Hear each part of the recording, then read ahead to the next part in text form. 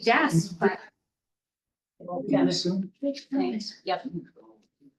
Candace, I don't will do it for- Yeah. I think she can monitor from Yeah, just have her do the recording.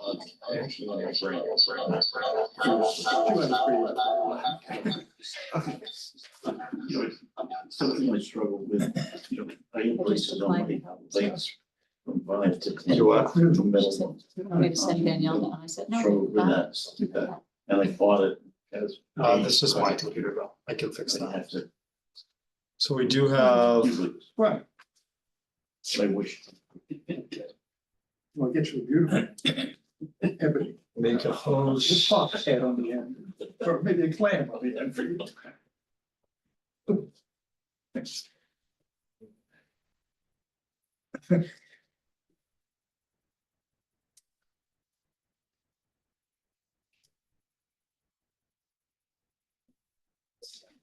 His job.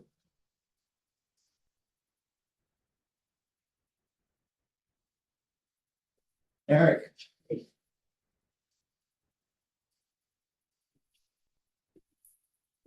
Thor, can you hear us? I can hear you. Hey Danielle, Hi, Cody. Thor's here. Maybe he's muted. And I have unmute all, Yeah, and I have two attendees, like this. Yeah. just me and Joe Borland.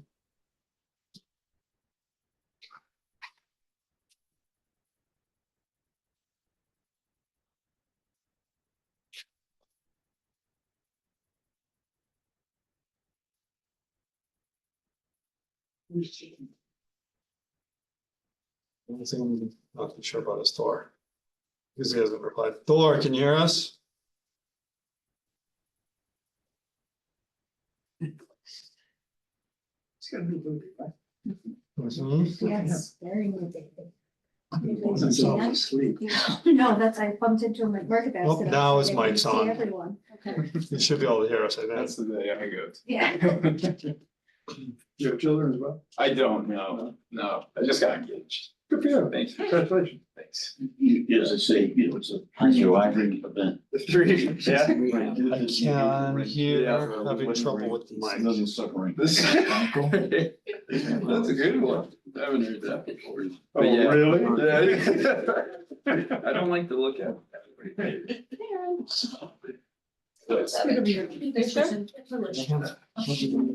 No, you're here. Hi. Hey, Dominic, would you like to say, yeah, I can skip that. I'm totally fine over here. Yeah, I can.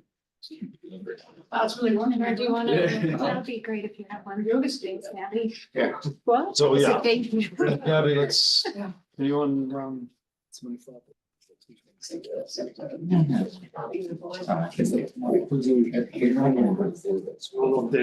that's one either. Is that a full package? Yeah. It's not a full pack, but I can bring you down. This is just variance and septic stuff. You guys need it You all? want a full one, Yeah. Dominic? One- If you have it, Yeah. Want to share with you guys? Oh, yeah. Good. I'm Tyler. I think we met, I think it was that once. Oh, right. I think we're just waiting to see if Thor can figure out his mic. Because I went on a soil test. Yeah.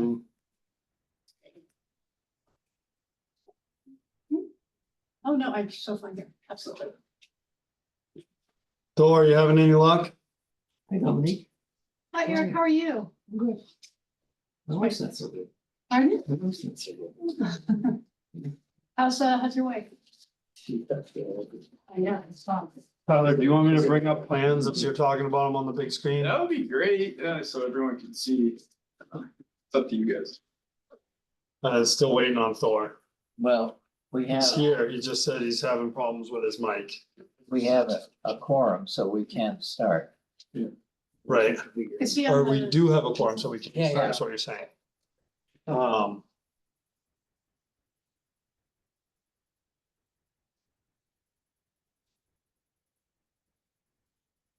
He says, go ahead. He'll try to figure it out. Great, You okay. should sign up then. We're recording, everything is. Yep, so we are recording. good. We are, yeah. So let me call to order the Gloucester Board of Health meeting of Thursday, February 13th, 2025. It is 4 p.m. or thereabouts. We are in the Harbor Masters Conference Room. And this is a hybrid meeting. The public is welcome to attend this meeting in person. However, there is also a Zoom link to the meeting so that the public can remotely join. Please note that the in-person meeting, however, will not be suspended or terminated if technological problems interrupt the remote connection.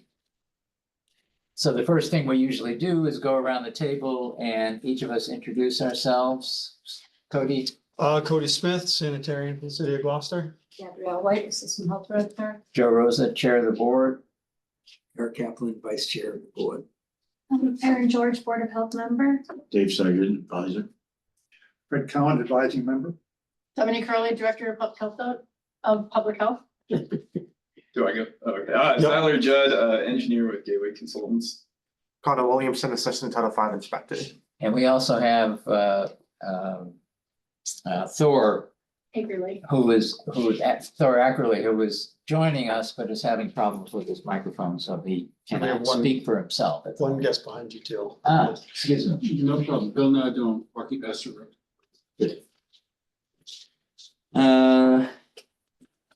Next item on the first item on the agenda is public oral communication.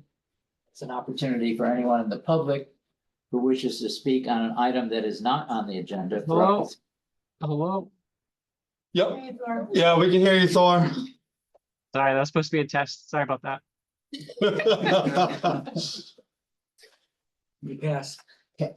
Cody, is there anyone? I do have Joe Borland on. Joe, did you want to speak during the public oral communication on a non-agenda item? Negative. I'm just here to observe. Thank you. Okay, All right. Very well. and other than that, yeah, no one else is All on. right. So the next item on the agenda is the approval of the January 9th, 2025 meeting minutes. I move that we accept the minutes as stated. Is there a second? I'll second. Very good. Any discussion, edits, changes that need to be made? No, let's go around the table. Thor, if you can hear us, do you approve or disapprove the minutes of January 9th? I don't believe I was in attendance. All right, very good. Joe Rosa approves. Eric approves. Erin. The meeting minutes of January 9th are approved.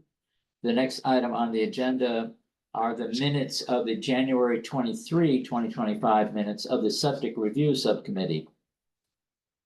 I move that we accept the January 23rd, 2025 Septic Review Subcommittee minutes. And who else is a member of that?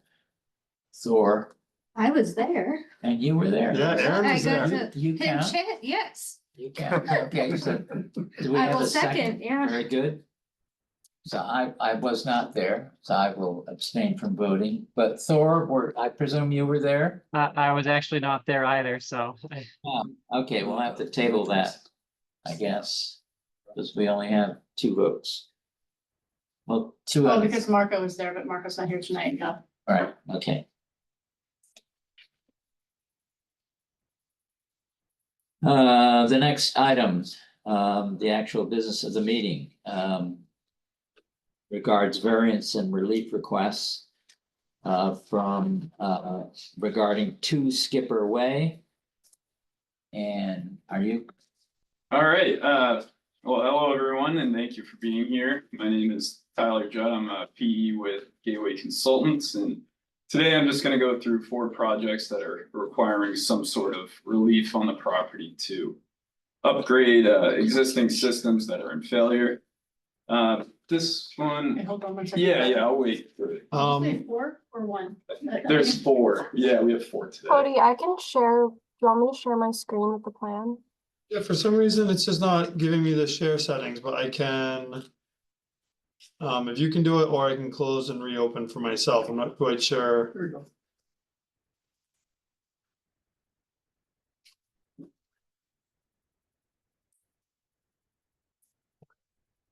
there you go. That's, Perfect. All right. So as you come down Bungalow Road, you all might know where Skipper Way is. It's the first house in Skipper Way. On the left-hand side, there's an existing system that's in failure right in front of the house, and the owner would like to upgrade the existing system, not increase the flow or anything. She just wants to have a functional system on site. And the system that we're proposing is going to substantially better the surrounding areas and the environment because we're using a singular tank, which significantly increases the quality of effluent before it even reaches the leaching field. So we're requesting 2 variances and an alternative design standard. The variance is to allow 167 feet between the leaching field and the FEMA flood zone, which is elevation 13.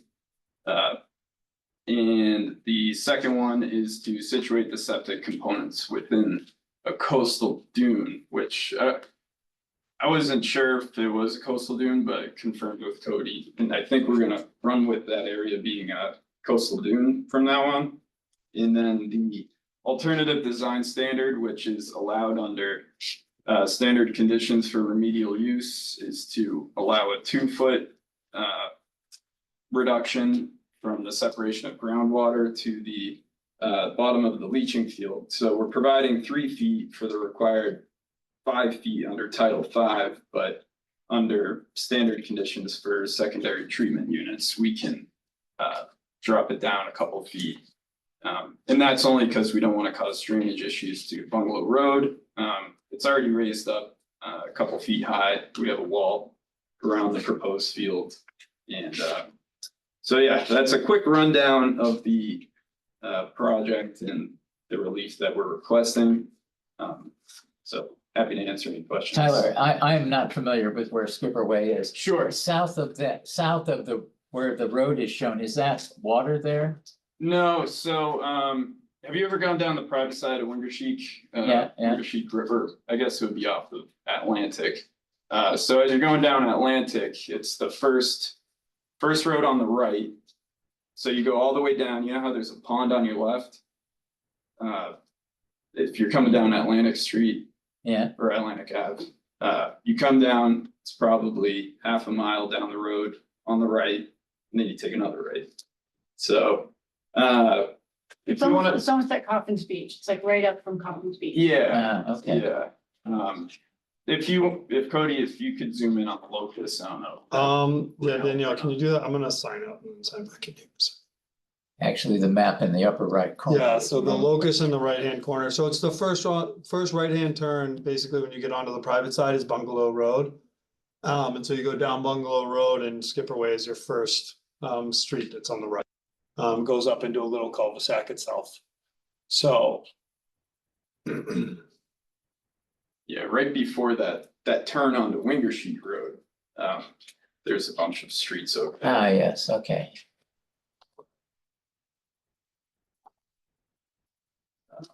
And what is currently there? What's in failure? The system is in failure. It's backed up at the D box, or anyway, it's backed up, so they want to Right. install a functioning system. And like I said earlier, the effluent that's going to the leach field is going to be a lot more cleaner now that we're Sure. installing this singular tank. So, yeah, and so I can elaborate too, if that helps. Yeah. So they do have their, like Tyler said, they have 2 variances to the Gloucester on-site wastewater regulations. One of those variances is because they're in the 200-foot buffer to a zone AE, which he kind of specified they're asking for relief, they're 167 feet where they would need to be 200 feet. The lot is such that, there's nowhere else on the site that they could locate the leaching field to be outside of that buffer zone, and so they have to ask for that variance. So they. Do you guys see this map over here? Yep. Okay, I was trying to give you a better idea of where it is. Thanks, Danielle.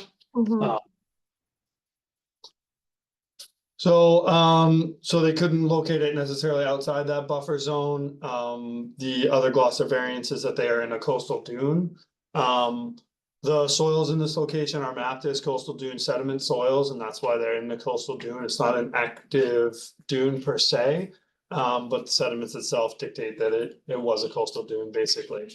And so mapped as a coastal dune, and the entire lot is basically in a coastal dune. And so there's no way for them to move it out. It's an existing upgrade basic or existing system. And so it'd be manifestly unjust not to put in basically a system at least of an equal size to the system that they have there. And so those are the two variances. For both those variances, like he said, they proposed a singular system, singular with pressure distribution. And so that system is a nitrogen reducing technology system, as well as an advanced treatment. And then they get proper dispersion throughout the field because it is pressure distribution. So Yeah. nice equal distribution. The alternative design standard they asked for, the singular system is approved for reduction of 2 feet. Yeah. And so they're providing that. And so for this particular project, my guidance to the board is to approve the relief for both the two variances and for the alternative design standard. So. Any other questions, comments? Yes, I, thank you, I'm glad that this has been done, because that's a huge improvement. Oh, And absolutely. it's usual in this area because of high groundwater to have a reduction, to 4 feet of naturally occurring soil, or 5 feet usually. Because groundwater is so high, and these are flat. I noticed that the driveway is fairly close to, where the tanks are, and I'm wondering if there could be some kind of a barrier to prevent people from driving onto the tanks themselves, because they're very fragile. Yep. And the other thing that I note is this is within, soil filtering systems within 50 feet of a storm drain that discharges to a resource area, and I think that requires variance. And I want to make sure that the HTB barrier goes all the way around, by the storm drain. In regards to that, the drain, it's 25 feet per Title V. And I think we are. So the storm, Is it 25 or? I think you're less than 25. Yeah. Yeah, that's interesting. Okay, yeah. so when I talked to John about it, because I did raise this point, Yeah. he indicated that the catch basins were catch basins and not leaching catch basins. So they didn't necessarily have contact with the groundwater. And that the sewer lines were modern sewer lines that had good connections, so opposed to like an old press fit type system. And so that's at least why he indicated that he didn't need to call that variance out. Yeah.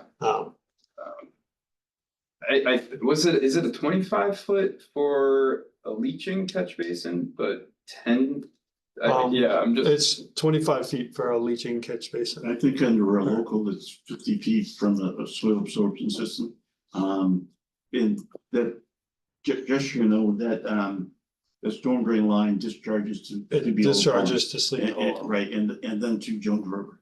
And has been a source of septic contamination for quite a while. Okay. So, I just bring it up because. So we're solving this too. is there anything that can be done to mitigate it, or we just need to grant another variance? Just grant another variance if the HTV barrier goes all the way around, that's the big thing. That would need to be done. I'm fine either way, it's just, the technical aspect of my mind, I guess. But to put a bright light on this, then by approving this system, we are also lessening the pollution in the Jones River. Or the potential pollution, For sure. right? Cool. Right. Excellent. That's where I live. Not Yeah, lost that's on you, terrific. Fred. Any further comments, questions? Excuse me, oh. am I allowed to ask a question? Yeah, Sure. I just got it.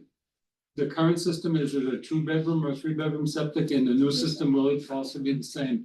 Correct, it's a 3-bedroom system, the existing system's a 3-bedroom system, and the proposed system's also a 3-bedroom system, so no increase in flow. Thank you. Yep. and we did do a walkthrough at the time. So we were out there digging test pits to confirm that the house was a 3-bedroom house. Are you in a butter? No, Oh, I live in East Gloucester. oh, okay. So are there any other members of the public wishing to make any comments? Cody, is there anyone else? I do not, nope, I don't see anybody else. Could I just add one thing, really quick? Mr. Chairman? Yes, please.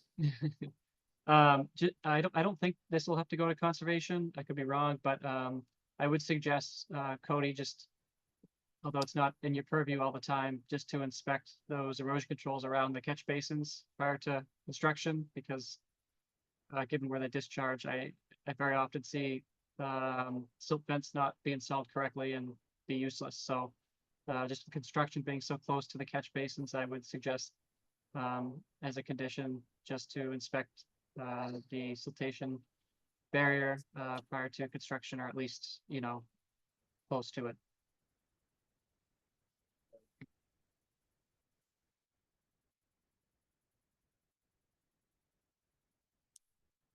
Thank you, Thor. So Thor, would you like to make a motion which includes your recommendation?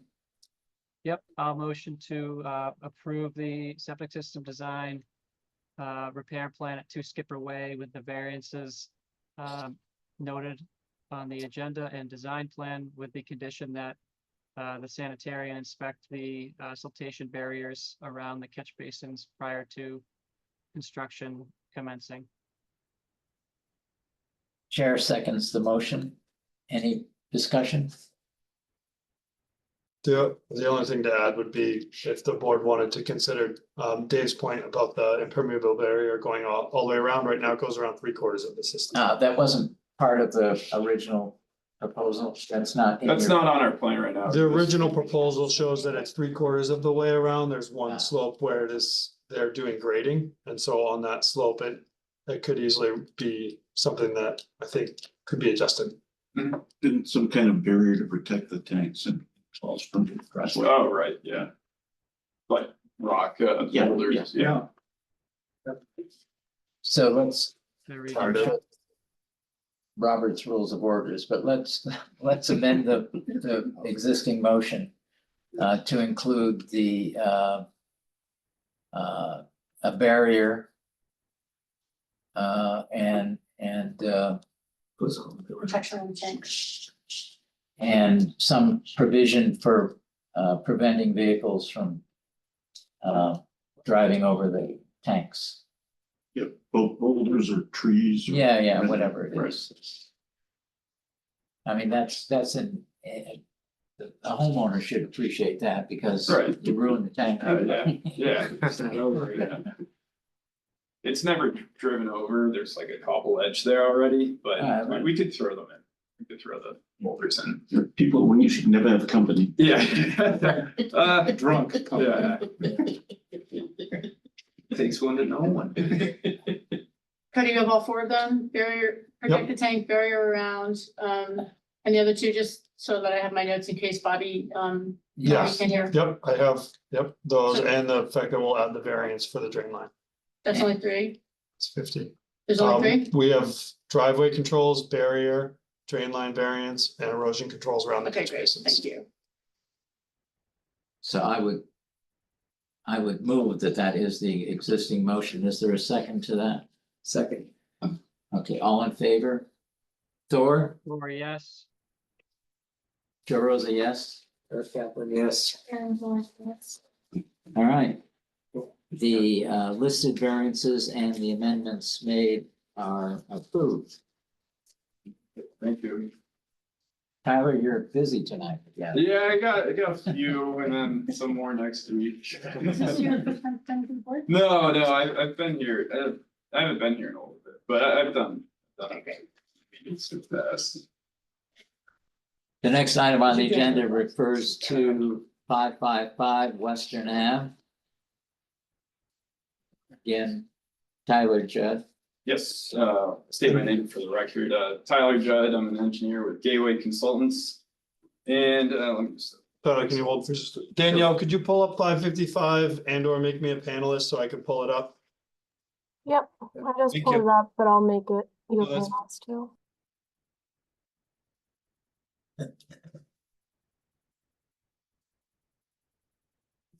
There you go.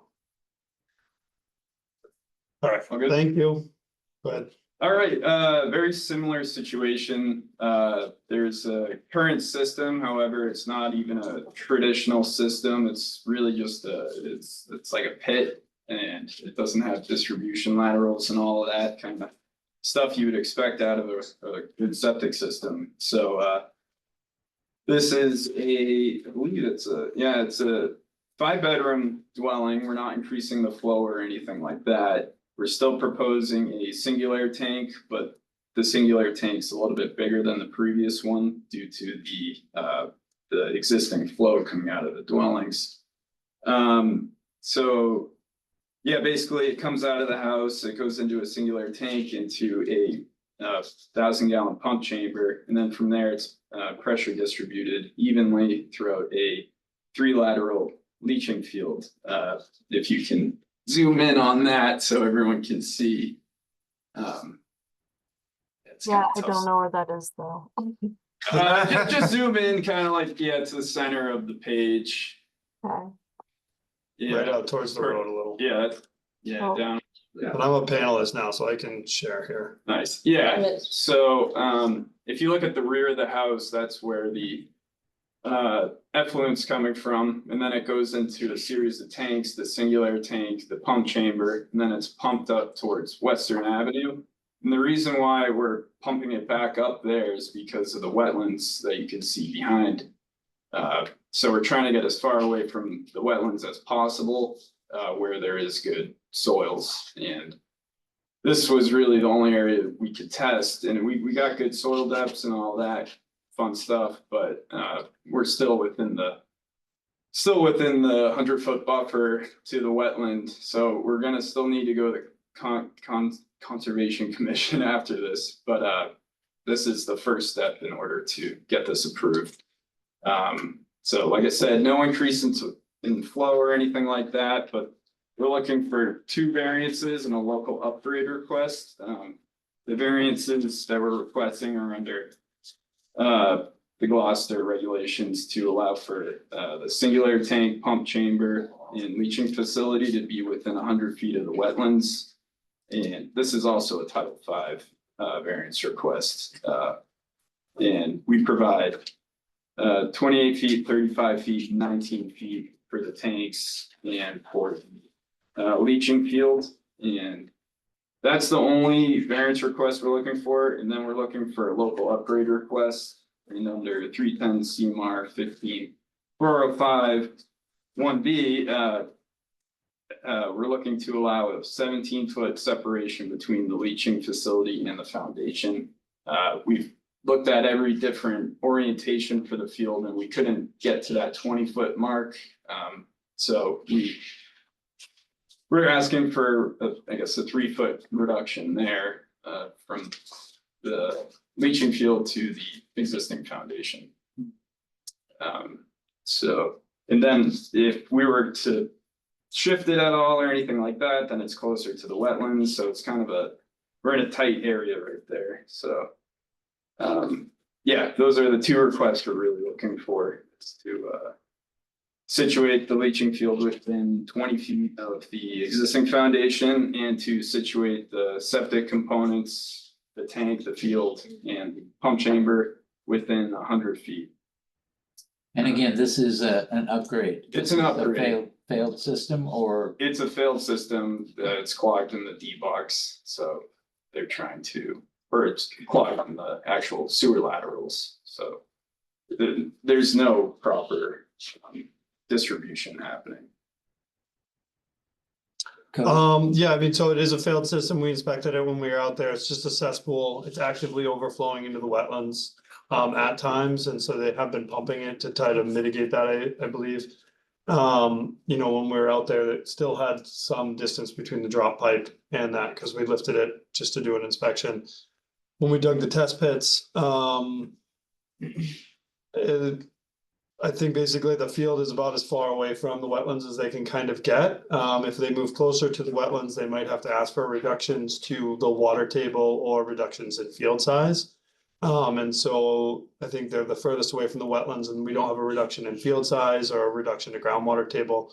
So we're only looking at one, if you will, kind of one checkbox among the checkboxes for alternative design standards. If they, I mean, and then they can't necessarily slide it much closer to the house. Might buy them a little bit of feet, but that's kind of where the driveway is, and I think it's more beneficial for the system to be away. The system is fairly deep, actually. The groundwater table is deep out there, and so I don't think there's a risk of effluent traveling to the cellar wall in this case, because the system's infiltrating deeper than really the cellar is half, you know, kind of exposed on the back half of the house. And so the chance of sewer gases and things like that kind of going into that area.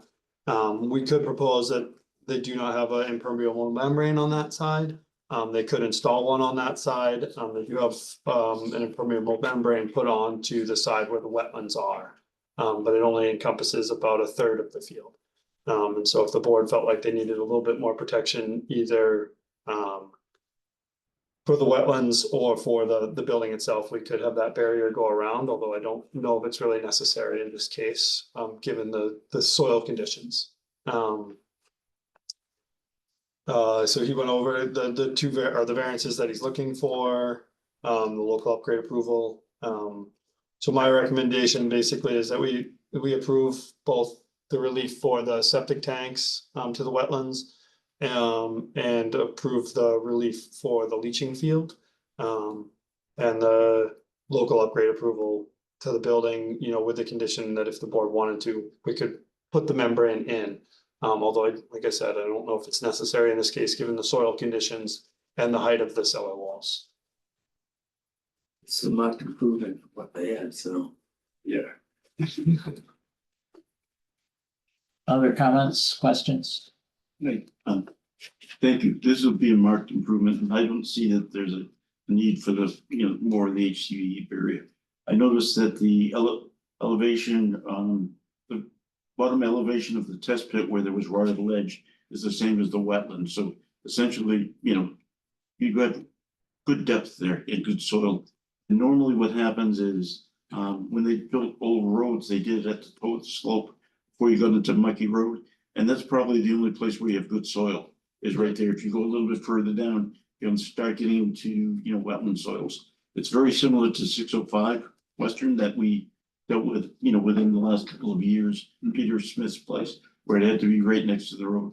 But what we also did there was we put boulders, because it's right next to the road, to make sure that, you know, Western Avenue traffic didn't accidentally go there, as well as along where the driveway is. If you notice that vehicular traffic could go, you know, easily on the system itself, as well as the driveway could go on the system. And beyond that, the driveway goes past the pump chamber in the tank in the back before it gets to the cottage. If that could be protected too, to prevent people from driving on that. In addition to that, the assessors only noted the 3 bedrooms in the main house. They didn't even notice the 2 bedrooms in the cottage. So the assessors would have to be notified that this is now, you know, 5 bedrooms to, you know, upgrade that there. And was there a walkthrough on this to verify? We did do a walkthrough on the cottage in the back, the 2-bedroom cottage. I mean, it's fairly dilapidated. Right. And we don't know where the sewer components are to it. Yeah. There is a plumbing system in there, and so John felt like because it was an existing cottage, he had to by law incorporate it into the design. Okay. It, so yeah, we did do a walkthrough. It does have plumbing. You can see on the plan that the septic component for that particular plumbing, I think, probably just ran Straight out. in, right, yeah. The cottage itself is on stilts. Yeah. And is uninhabitable at this moment. Probably in the future too. May I ask, please, the cellar portion that is being encroached upon by the leach field. Do you remember in the configuration of the house, what kind of living is going on in the room closest to that encroachment?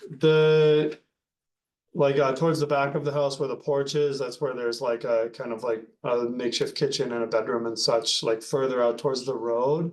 I believe it's just the stairs that kind of come down and that's a utility area. Okay, good, not a bedroom, No. thank you.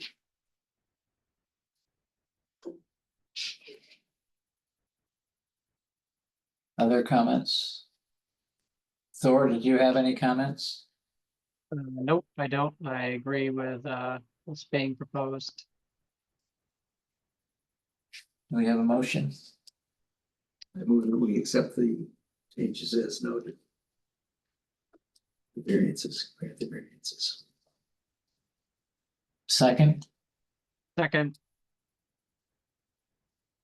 any further discussion?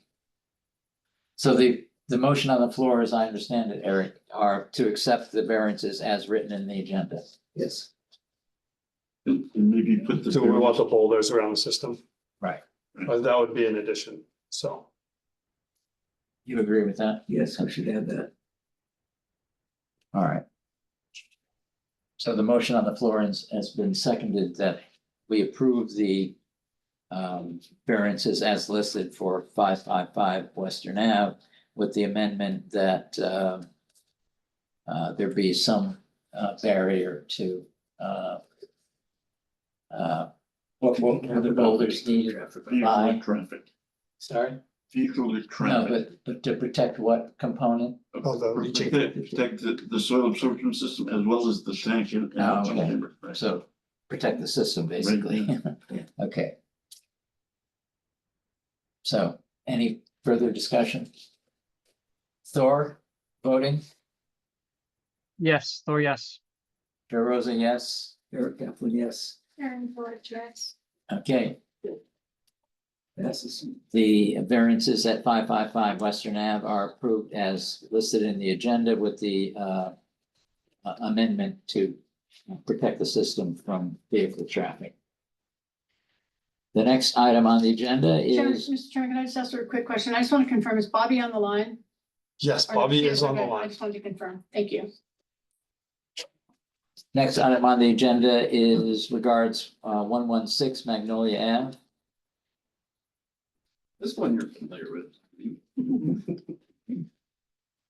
That was the one I did, so. Yeah.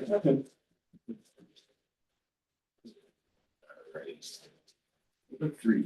All right, for the record, my name is Tyler Judd. I'm a PE with Gateway Consultants representing this project here at 116 Magnolia Ave.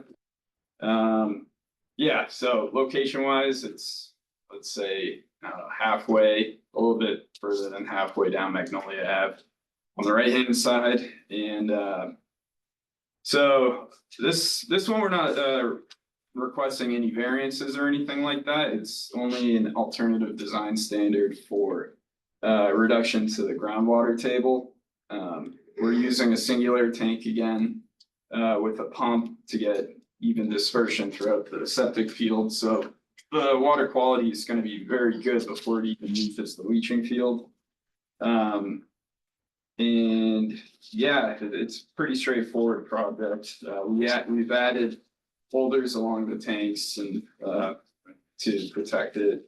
And yeah, so we're basically just looking for a 2-foot reduction to the water table under the standard conditions for secondary treatment units using the singular tank. And yeah, that's about it. Happy to answer any other questions. So yeah, the board basically voted that they wanted to see any cases that needed relief, so there is no variance actually on this project. But they are seeking relief for the 2-foot reduction. Basically, they're seeking relief to reduce the size of the field so that the backyard, I think, the grading issues aren't such a burdensome, and so their backyard is actually usable. And the secondary treatment unit they're using allows for that reduction. And so I think that, if someone wants to pay the extra money to have a treatment unit that's maintained so that their yard is more usable, then they certainly have the right to do that. This is replacing an existing system, I presume. Correct. What is there now? I believe it's just a cesspool.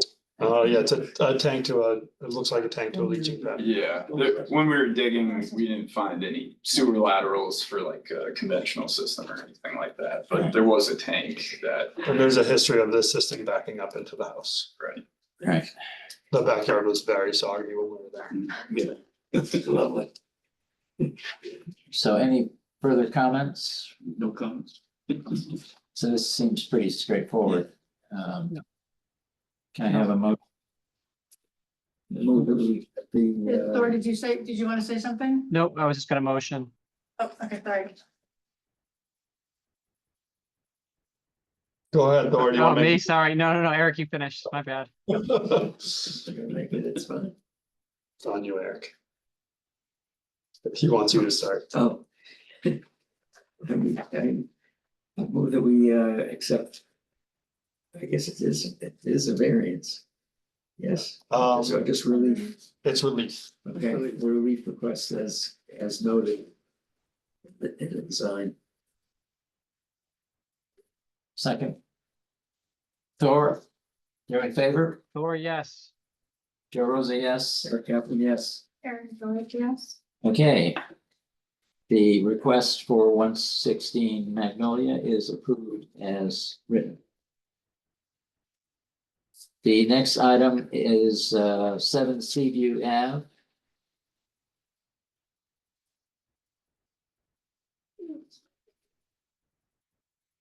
All right, should I wait? Oh, wait. Uh-oh. It's coming up. Nope, that's coming. East Gloucester. I can show the locus if that's helpful for the group. It's another street I'm not familiar with. Yeah, so it's over in East Gloucester. You can see the locus on the right-hand Yeah, side yeah. there. Where is? It's kind of up off Oh, of High that's Popples, Right in the middle, yeah. Um, okay. Oh, no, I get it. that type of Yeah, area. yeah. Yeah, it's a Street off of High Popples. Uh-huh. Yeah, so Tyler Judd, engineer with Gateway Consultants, representing this project here at 7 CU Road. This is also another. Oh, sorry. Avenue or road? Oh. 7 CU Road. Oh. Or is Says it? The agenda is reading Avenue. Oh. CU Road. And you Is- can't hear it. Is there such a thing as Seaview Avenue? Maybe it's Abe. I don't think. I don't think so. I don't- Yeah, Somewhere. sorry, but you can't hear it. Unless there's no other CVU. The address on the agenda must match the property. It's I- important if there's another one. Yeah. Even if there isn't. There's a, s- That'd be right. Yeah, I didn't write through it.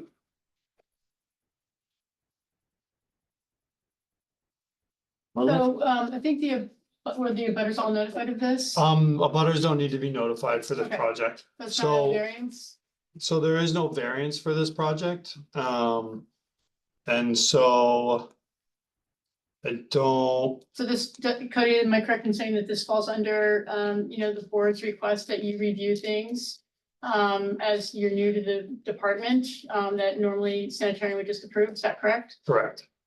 And so, it's really a briefing, and opportunity for the board to weigh in if they disagreed with the assessment of the, of the sanitarian. So I wonder if we might be able to waive the fact that there's a difference of a naming convention here, because it's not a hearing.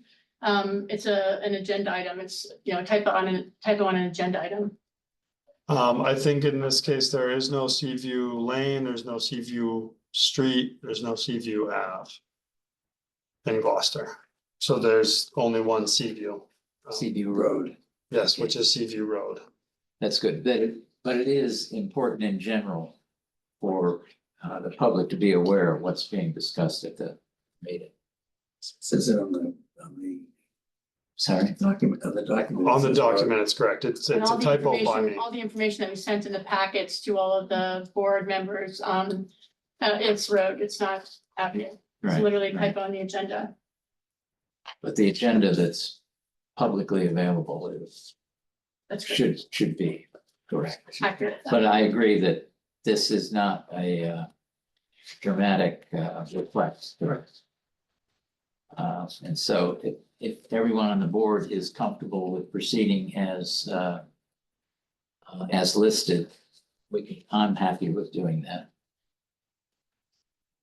Any objections? Thor, you okay? Have we Yes. lost Thor? Yes, I am. All right, thanks, Thor. He's just muting. Things. I All do right. apologize for that, board members. Yeah, it's all right. So do you want to, Tyler, do you want to go through them? Yeah, please? yeah, I'll explain it again, or I'll explain it similarly to the last project that we were discussing. It's another failed system, except the failed system is off the property. It's not even on their own property, so they somehow got a deed, I don't know how many years ago, or somehow got a what's it called, an easement to put it on somebody else's property, but anyway, they want to have their own septic system on their own property for easement or for ease in the future, for all future documents, stuff like that. And so that system's failed off the property, and they would like to use a singular tank with the pump pressure distribution and field using infiltrator chambers in their own property. And we're requesting, I believe it's just an alternative design standard and a local upgrade request. Which the local upgrade request is to situate the leaching field 10 feet away from the existing foundation using using a barrier. And then the alternative design standards is to reduce the 4-foot reduction to the water table down to 2 feet using the singular tank, and then to situate the soil absorption system in a area with less than 4 feet. This entire property is one big piece of ledge. This was the most amount of depth that we could get when we were doing test pits, and that's the reason for that request. And the reason we're asking for a 2-foot reduction to the water table is because it's already very high. So if we made it any higher, there's going to be a really big drainage issue for Seaview Road and also the existing dwelling that's there, which we're trying to avoid. Like I said, it's one big piece of ledge and it's up high, so we don't want a mounted system and then all this water starts pouring down onto Seaview Road. But yeah, that's pretty much it. It's similar to the other projects that we were discussing. So if I understood what you said a minute or two ago, the existing leach field is on someone else's property. Yes, That's being abandoned. it's being abandoned, yes. Does that have any detrimental effect to the owners of that property? No, they all have separate. Joe, if you like, Yes. I can add a little bit to that, Joe, if this is helpful. So when they carved up Seaview Road, however they carved it up through the planning department, they set aside, if you look, this back lot, it's got this kind of funny triangular shape. And so on this back lot, there is actually 3 systems. 2 of the systems are for houses that are actually across the street on Seaview Road. And 7 Seaview has access to this system. And so the lot itself was set aside for homeowners to have a septic system. It's not like a It's not a system, buildable lot. it's not a buildable lot. It was set aside during the development of this cul-de-sac. I would say I did not like do a deep dive into the history, but in 1984, roughly when this system was installed, whatever the developer was, this is what they proposed. So at 7 Seaview, there's very, very limited soils. I took photographs of the 25 inches of soil so that we had documentation to show that we had that much soil, but there was additional test pits that were dug on this site. And so because this back lot's there, he could still reuse this back lot if he wanted to. He wanted to kind of be in control of his destiny and locate it on his own lot, which if he has the soils to do it, I feel like he's allowed to make that decision. The advantages to moving off of that shared lot is it gets it actually outside of a wetland buffer zone. That lot itself is in a wetland buffer zone. There's currently probably one system there that may or may not be failed. And then there is a system there that's been updated to a Presby system. Right. And so the back lot has very difficult soil conditions anyways, so I think similar alternative design standards and similar alternative design standards would probably have to be issued as well as a variance. And so where the system's located now, at least there's no variance that has to be asked for. The constructability of the system is a little bit more challenging at the location proposed now, but John was out there with one of the installers and they thought they'd be able to install the system with some permission from the neighbors. Or using some type of conveyor belt system.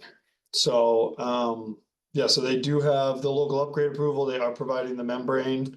I think it's, there's nowhere else that you can kind of locate it unless we want them to locate it off of the site, on the existing back lot. And I think that that's, like I said, kind of,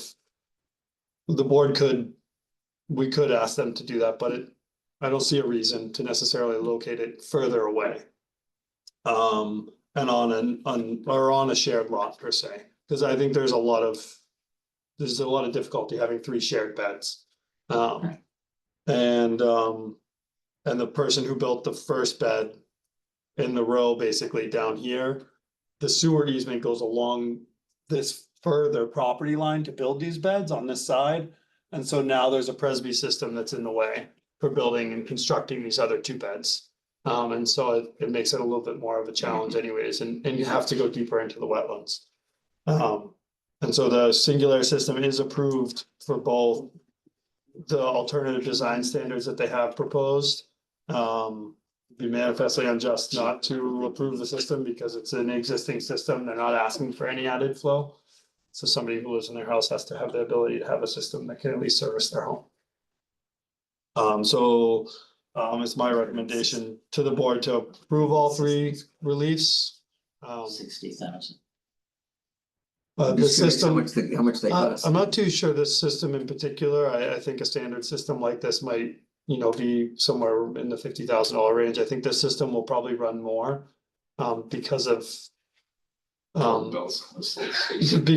just how difficult it is to construct. Do you know what they cost? Like he said, it depends on the construction aspect. The tanks themselves, in the field, I don't want to say because I don't want to be wrong, but it can get expensive. So I'll refrain from saying any number. As an aside, the equity value when the house goes up enormously. Right. It would be. Further comments, questions? I think Cody did a great job in explaining, what happened. I've been up there in the past. What they did is when they developed it, there wasn't any soil except near the wetland. And it's just flat ledge throughout this whole area, much the same as it is in Marble Road, just continues through that whole area of East Gloucester. And so they found some soil that was near, a wetland, and that became a common septic system for the development. And I've been out there where they tried to separate that, and each one had a separate system that was in that lot. So it's not like you're breaking a condominium or something. And this makes sense. And, and it's what they've been trying to do out there, for decades. So it's a good thing.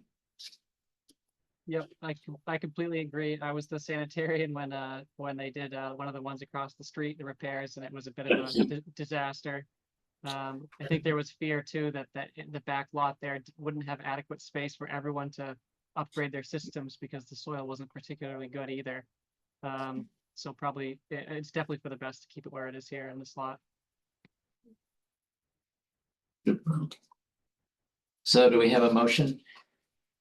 I move that we accept these are not variances either.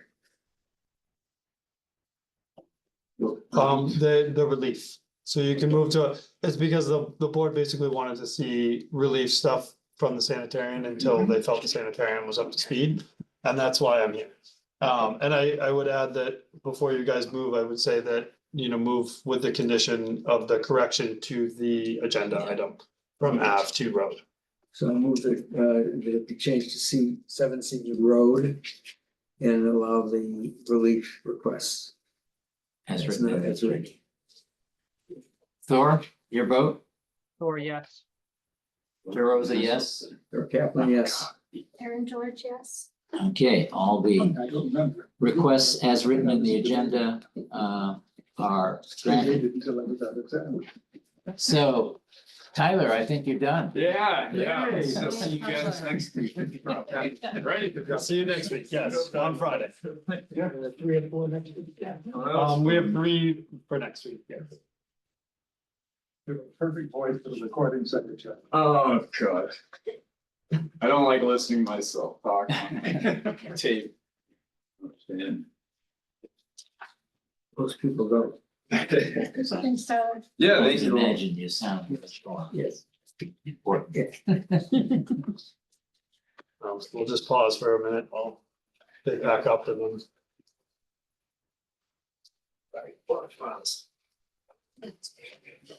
Like a roller coaster. Your name. Oh, it's just. All right, thank you. Have a nice weekend. That's the other tower thing. Yeah, no problem. Good luck with your project. That's true. Good luck with the sale of your house. Yeah, That that too. I think he's the owner of 17. Although he said he was from Rocky Hill Road, so I'm not. All right. Dominic, over to you, I guess. Alrighty. Well, sorry for popping in here at the last second. I just want to give you a few updates and Gabby, I'm hoping I'm not overlapping with anything you're saying, but I've already looked and I don't think I am. So I wanted to let you all know that as I think you're all aware that we started BioBot testing for both respiratory panel, influenza A, influenza B, RSV, and a few others, and then also for high risk substance. And so when we saw our first sets of data, we were a little perplexed by the fact that high risk substance didn't have opioids. They had fentanyl, that's our only, indicator. And so we reached out to BioBot and talked to them about the fact that, for us, being able to measure opioid and measures in our city is a pretty important part. And so they presented us with a no cost opportunity, which I'm pretty excited about, whereby if we will, which we've already said we would do anyways, which is, we are allowing them to use our respiratory data to serve an analytics panel that they will use for research and other purposes in their product development, giving us access to advanced analytics ahead of their product, which is, sort of like a beta customer in that respect, which is helpful. In exchange for that, they will give all of that testing to us for free. And then in March, they're going to be bringing the opioid panel live, and will give that to us as part of our existing fee structure, which is wonderful. And the reason that the opioids weren't included in the first panel is because metabolites are very difficult to measure, so they had to really develop a new method. And so we're pretty pleased with that outcome, and that we're going to get some more analytic access for respiratory, including H5N1, which is bird flu. And as you know, it's moving around mammals at a pretty alarming clip. And so us having an early measure of that from a privately held company is, I think, pretty important for us. So that's that they were really excited to have us join that exploratory panel and then also listened really carefully. So that's great.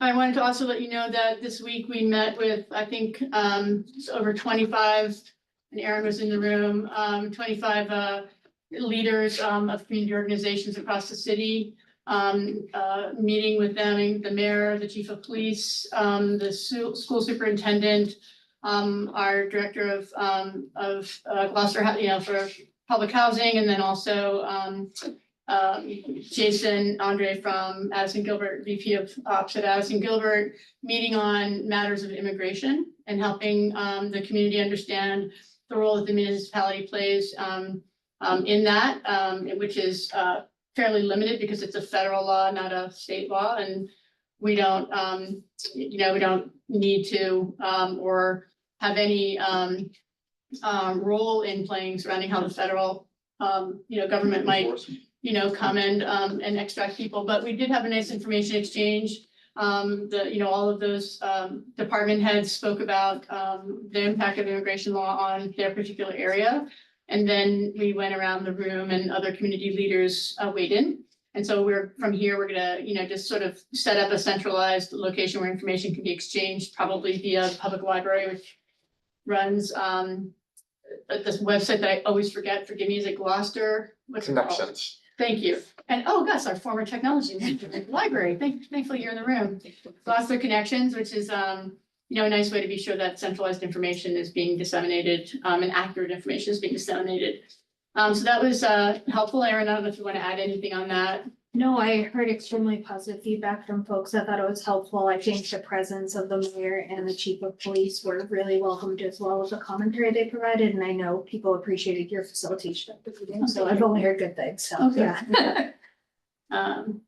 Okay, so then the other update is that the state is moving forward with us to provide contracting to provide funds and direction surrounding compliance to SAFE 2.0, which is the local and regional public health initiative that's driving public health excellence. That Governor Healy signed into law with funding connected to the same.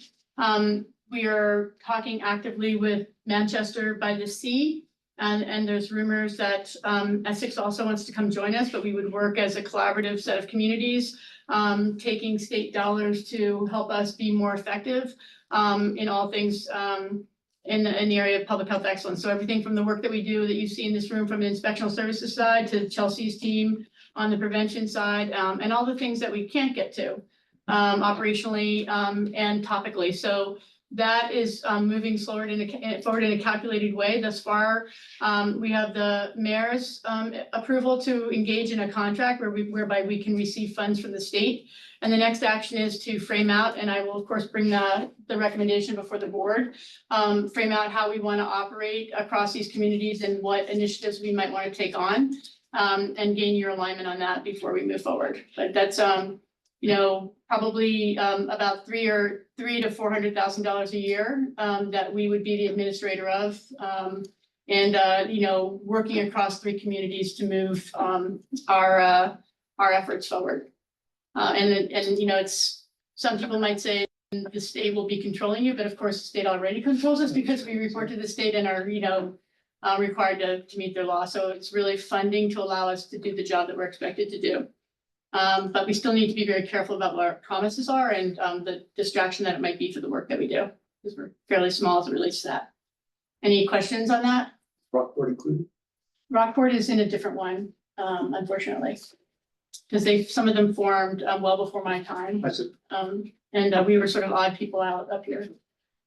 I continue to work across the team on operations and how to think about operations. We were recently doing some ad nauseum work on project plan development so that we can, a lot of the work that we're doing this year is fairly multi-headed. We might make a fee change for across the board for all the work that we're doing that you all had a first draft of. But how do we implement that fee change? What's the impact change? What's the impact on other departments? What technology do we have to do? How are we going to collect revenue, et cetera? So there's a lot of things that have to go into that. And because we're so busy, it's really easy to forget about something and it can sit there and languish all of a sudden a month goes by. So we're starting to leverage our assistant health inspector in Jolene to serve as our, our PM lead for these bigger initiatives. So part of her work in supporting us is helping keeping us, honest on what things we promise we get done in a matter of time. And if we can't get those done, what impact is that on our end delivery date? So it's just, being able to raise the lens a little bit of what we have to get done and being sure that we can hit it well. Make sense? Any questions? Are you, Gabby, are you gonna go into the septic loan process or do you want me to? I think you're talking about I'm talking septic about the compliance. compliance, you can get to. So, okay, so septic loan is pretty significant as one of you all in this room, were the one that's, Dave created it. So it is now no longer funded by a grant, but the funds still come out of the Department of Environmental Protection in the form of loans that we can take as a city. And so that's managed out of the treasurer's office. And just a reminder to everybody, what is a septic loan? If you have a failed system and you need support in funding that system, the city offers a low to no interest loan opportunity that you can pay off in increments or have it attached, depending upon your situation, have it attached and assessed into your property, paid off upon sale of property. And somewhere along the line that sort of left the command and control of the health department where it started, and it was in the treasurer's office. And so, hi Chelsea, the treasurer's office is would routinely be managing these things. People come directly to the treasurer's office. And it's supposed to, by, the way it's written, be recommendation from the board, actually, that the board would say these people should have the relief.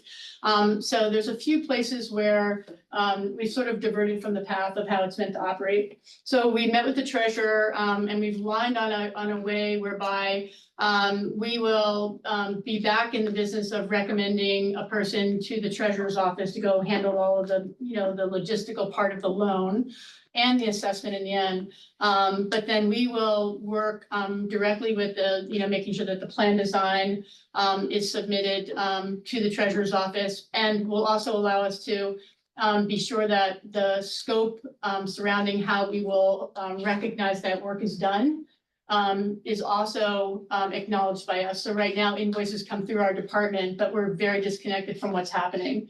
So now we'll be back in control so that when Cody inspects something, an invoice will come in and we'll know that the work has been finished and done well. Like final payment will happen at COC. So we'll start to set the terms of how the loan is managed and paid. And then the business of the board is that we're going to be bringing cases before you, just for your approval to submit for the loan. What? Someone's playing taps. The outside. code. Yeah, oh, yeah. Oh, It's just a Coast Guard, it's that time. Yeah, it's like the best part about living the Gloucester area. It's like here and Yeah. all, Sunset. Yeah, I know it's a little late, but it's, Keep going. but This in is this is fabulous. Keep going. yeah, it's just like hopeful that spring is coming. And then Bobby's probably like, what are they saying right now? Like suddenly I'm talking about taps. So, but then the interesting thing here, so you guys will have to approve the loans that go before get accepted in, and we'll refer them in. Now we're managing that process. Is there? Do we have any federal grants or just state grants? It's all state, it's not federal. Yeah. And then So it's the, likely to continue. Yes, that's what I asked. and then the other thing that we'll do is be bringing to you at the end of the fiscal year, or the calendar year rather, the vote that you all will do to assess the properties. To say that this work happened. So we'll keep close management in the office on the properties that go through. And then, and there's about 25 a year or so. And then you'll, at the end of the year, vote that all those properties should be assessed as the upgrade's complete. So right now, the treasurer's office does that, and it's an uncomfortable state for them. In the Commonwealth, is this septic loan exclusive for Gloucester? For No. other communities? Yeah, other communities can do it. So there's a variety of places that you can take out, take money Okay, to thank run you. bonds. Yeah, but this is one of those areas. Okay. Dave, am I forgetting Just anything? For You're so people's knowledgeable? information, there's an income qualification, Oh, right? yeah. 150,000, or I think under 150. To get these Yeah. loans. Yeah. Not anyone. It's 20 years? 15. 15. I think it's 10 now. Okay. Yeah, it's 10 now. So the other thing that's helpful when Gabby talks to you about compliance, you know, we're obviously going to be addressing this, and I don't want to take Gabby's story from the presentation here, but it'll be a nice flow where we'll have folks that are going to need support and we can feed them in. So we're going to be able to prioritize those who are most at risk of harming public health, you know, based on definitions, again, from the earlier work done. Did you craft it? Did you craft those local regs? Dave? I got thrown in the middle of it. I'm not sure I crafted. Yes, because that happened just after I went on the board. Yeah, Yeah.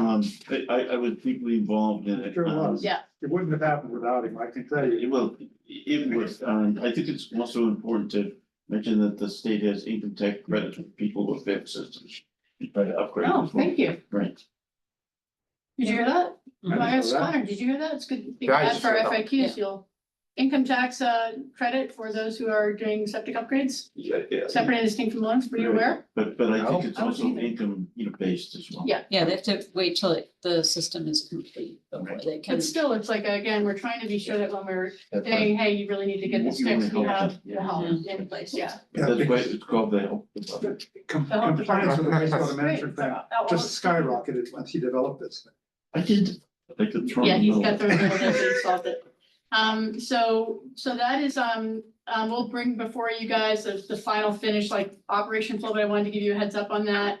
And Connor, in turn, our treasurer, needs to be sure that all of the things that he has to do are connected appropriately as well. So this will be an operational change in the city, but it's kind of going back to the way it's meant to be run, yeah. Yeah. And also I can feel great comfort in signing off on invoices, knowing that the work was done as we expected to be done. So, I know that Gabby's gonna be talking about fees, and so I just want to remind you to talk to the board about city council approval requirement. And either I can do that now or you can do that when you do it. I mean, are you ready to, is that your end Nope, piece? I got more. Okay, Yeah, but I just wanted to, it's next in my list, so I just want to be sure somebody Okay. brings it up. yep. You'll bring it up? I'll bring it If you up. forget, I'll bring it up. Okay, so then I wanted to let you guys know as it relates to the RISE grant, which is a state matching of opioid dollars that we have in the city to support opioid abatement. I presented, Rockport is in this one with us, as well as Ipswich. So I presented to the Board of Health on that whole proposal, and they're very excited to get started. So we're really hopeful that we're gonna hear shortly on the RISE grant, The which will city give us council you referring to, you said the Board of Health. the Board of Health and Rockport. I presented to. It's the Board of Yeah. Health in Rockport. Oh, that's good. Yeah, because they wanted a briefing for the full Yeah, board yeah, and, you know, yeah. to understand how it all operate. I wanted to let the team know that we went to Action Open House, which was fantastic way. The entire health department came, which was really great. And we learned a lot about how Action is operating now. And Aaron, I don't know if you want to take a couple seconds, because I think it's great, great information for everybody to have, just, you know, the overall perspective of the no wrong door mantra that's so wonderful. Yeah, so Action Inc. is a community action agency. We're located right up the street at 180 Main Street and have a variety of services.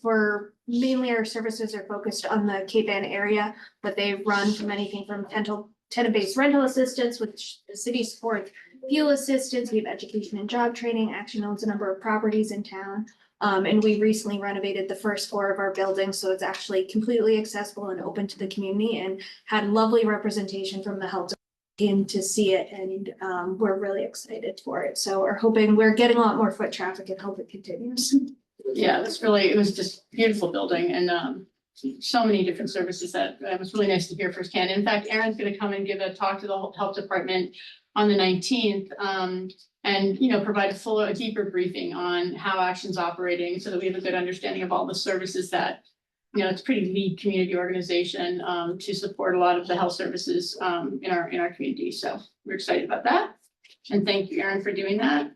On the 19th also, we are going to be joined by the Community Impact Unit, Jeremiah Nicastro, who's going to be giving us situational awareness training. So we have a pretty new staff. You know, we encounter folks that are sometimes not so happy. And also we're in the field. And so we're going to, you know, get a briefing on, you know, how to recognize things, what to do when, how to keep yourself safe, how to, you know, be able to call for assistance when we need it. And some of the newer members of the building department and community development and the rest of the CADA folks are gonna join us for that meeting as well. So it's gonna be a pretty full room, and we're excited that the police department's gonna come in and give us that much needed training. What's the date on that? Sorry, What the was 19th. The 19th. It's just in our general health meeting, in our staff meeting, which will be the full length, obviously, because we have a lot going on. And then the last update was I had the pleasure of going to the Mass Municipal Association meeting a few weeks ago, which is a collection of municipality leadership from across the state. And it was really, I've been, doing a lot of training on how public health operates. But as you all know, I'm new to municipal as well, and I've been picking stuff up the hard way in terms of how we get everything done here. So it was just really nice to go and spend 3 dedicated days literally learning about the business of municipal and how it operates, meeting other municipal officials and spending time with our own, some of our city council members, as well as, the mayor's office as well. So it was really a really great opportunity for me to have some good learning. And so that was my month.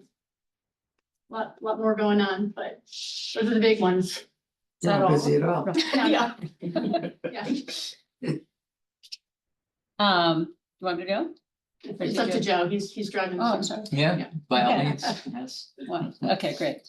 As Dominique was speaking about, we've got many projects sort of interdependent on one another right now, which is requiring a lot of coordination.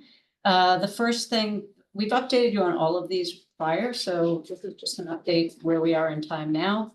The new fees that we're proposing that have not been addressed, I think the last time they were adopted was 2009. So there's some significant changes. I think it was 52% for the CPI.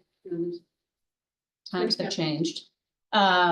So we'll be presenting before the city council, and I think the part that you wanted me to mention is that it is not, while it is not required, it's something that has been done historically.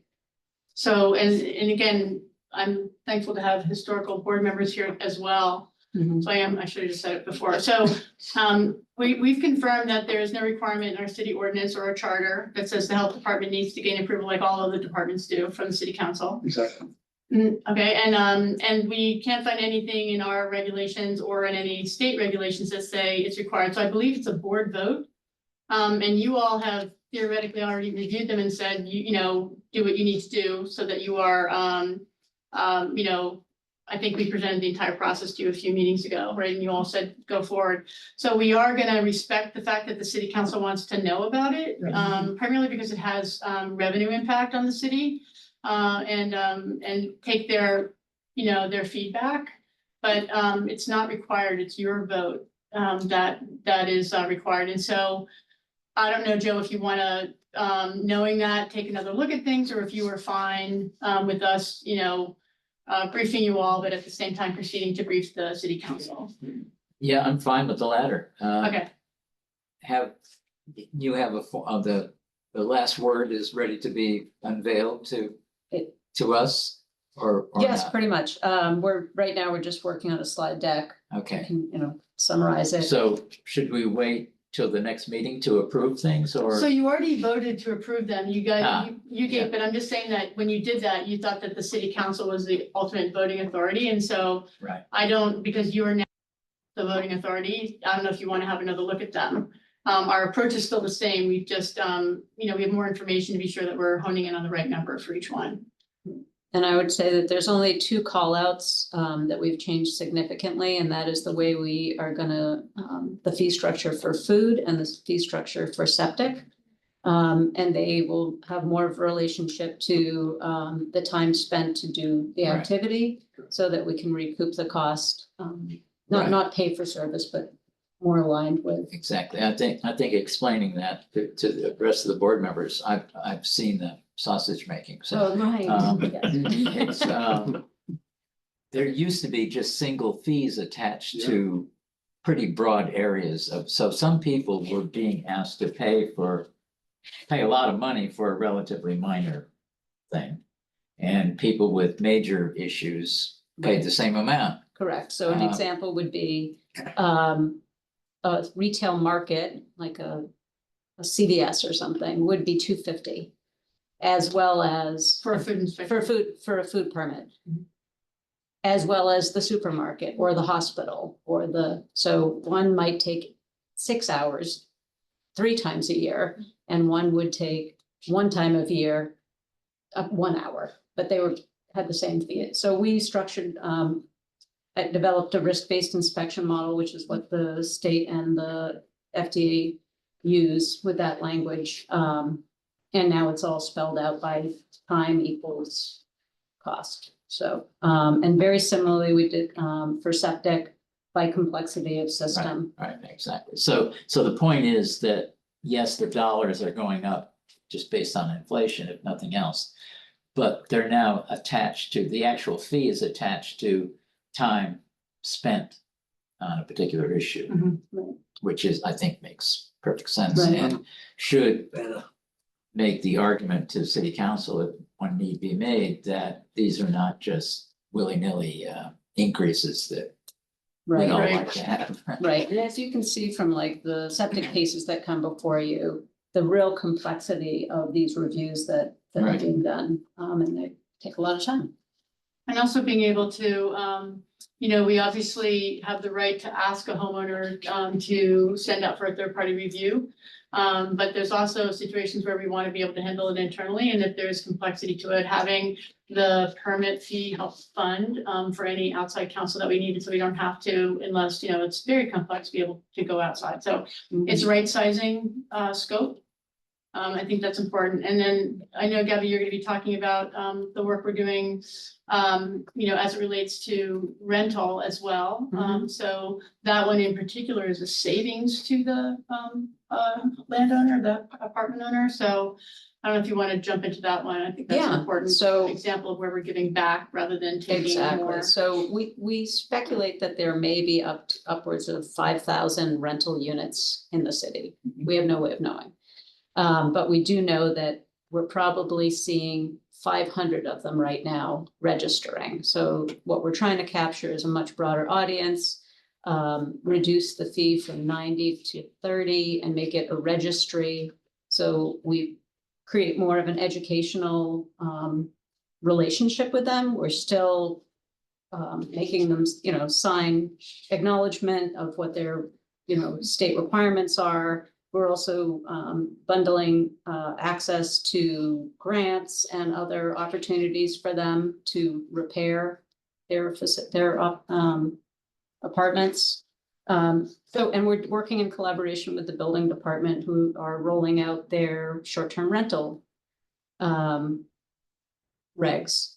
So they're gonna be birthed at the same time, and hopefully it will have one access point through the city's OpenGov system. So they'll register in one place, and then if they're short-term rental, they'll go into one area with the building department for certain inspectional aspects, and we'll manage the registry. The great news about that is that anyone in any department in the city can access the registry. The fire department, the building, so if they want to do an email blast to all of the property owners who rent to say it's time to put in new smokes and CO detectors, that list exists. I'd add, in the event of a fire, they also know that there's somebody up. Yeah, they'll know each unit, how many bedrooms in each unit. We'll be able to get information about septic systems and about wells. So it should be a great asset to the city. But there will be no legal requirement for people to join the registry. No, we do, we want We've anybody punitive. who's, yeah, we do. We want to actually add a regulation that the board would enact and change our rental reg so that you're no longer required that we inspect, but you are required to register. It's the Right. inspection. Yeah. And I think you suggested actually, and we cooked this in, which is the fine, the heavy fine if somebody calls on one of your rental units, a tenant, and we find out about you that way, there'll be I think they're proposing a $500 fine. So So we there's really great want to incentive. sweeten it, but Yeah. also be insistent that you register. Yeah. yeah. Okay, so, So the registry will be at some level publicly available, so if people are looking for to rent a piece of property. Yeah, those are like sort They of the can go on the Yeah. website and say, oh, this place is registered. Yeah, our public health nurse just. yeah, joined us. one of the, I'm willing to tell her. Gabby, are you gonna clarify that, or do you want me to? what? On the, so Joe, what you're talking about is, you know, how we can further sweeten it. So when you are, looking for a place to rent, you can come potentially and look for, you know, places that are available, that we know you're registered. So how can we add more services? So you're not, just paying the permit and then having to pay more money to fix a screen door. Can the Instead landlord then post it as being vacant? Well, so again, we have to figure out how we would be a service there, and obviously we don't want to add work, but digitally, if you are registered. And you've signed up that you know the requirements, we can list you as a, you know, registered landlord. And then in turn, you know, to me, I want to say like, what services can we provide those landlords that would makes it worth their while to be sure that they're coming in? You know, helping them find renters, helping them, you know, access to improvement, loans and things like that. So we'll change our work a little bit in terms of, you know, you saw in the report, I think we did like 64 inspections. That's a lot of time for not a lot of value, for the people that tend to be compliant anyway. So instead, and there's a lot of cases that languish because we don't have the time to get to them. So Bree, our health and senior health inspector, will be focusing more of her time on cases where there's, you know, they're often quite complicated and take a lot of follow-up. And so we'll be able to more quickly manage those cases because we'll have the free time to do it rather than doing, you know, inspections that frankly are almost 100% repeated by the building department. So then the building department will be doing them. So, particularly in 3 families now as well, the building department is going to be taking on obligation to inspect them too for the laws that they're attending to. So it becomes really duplicative and it's a sort of waste of manpower, waste of taxpayer dollars. So we would really want to be able to pivot the focus a little bit. Take it away, Gabby. So next up is the tip of the iceberg, which is the septic compliance management piece, which now that Connor's been here, he's been attending to, and we've been building the project plan for all the letters that will go out, the phone calls, all the follow-up, escalation to board meetings, and how it would then ultimately escalate to legal. We hope we never get there, but the plan is in place. One of the things that we've leveraged is, I know you recall, and I would talk a little bit about the DNA testing that we did for Good Harbor Beach, and we've continued that all winter. But we also did some DNA testing over in the area of Niles. And so that has allowed us to focus our attention on a small area right now that we are preparing letters for areas that we believe may be due to lack of maintenance and potential failure, contaminating a wetlands area and a stream. So letters will be going out to those folks requesting a Title V inspection so that we can hone in on what might be happening there. Is this how the Good Harbor Beach is getting contaminated? No, this is unrelated to Good Harbor Beach. This is just, we started doing DNA testing because of Good Harbor Beach. So we had a contract with a lab in New Jersey.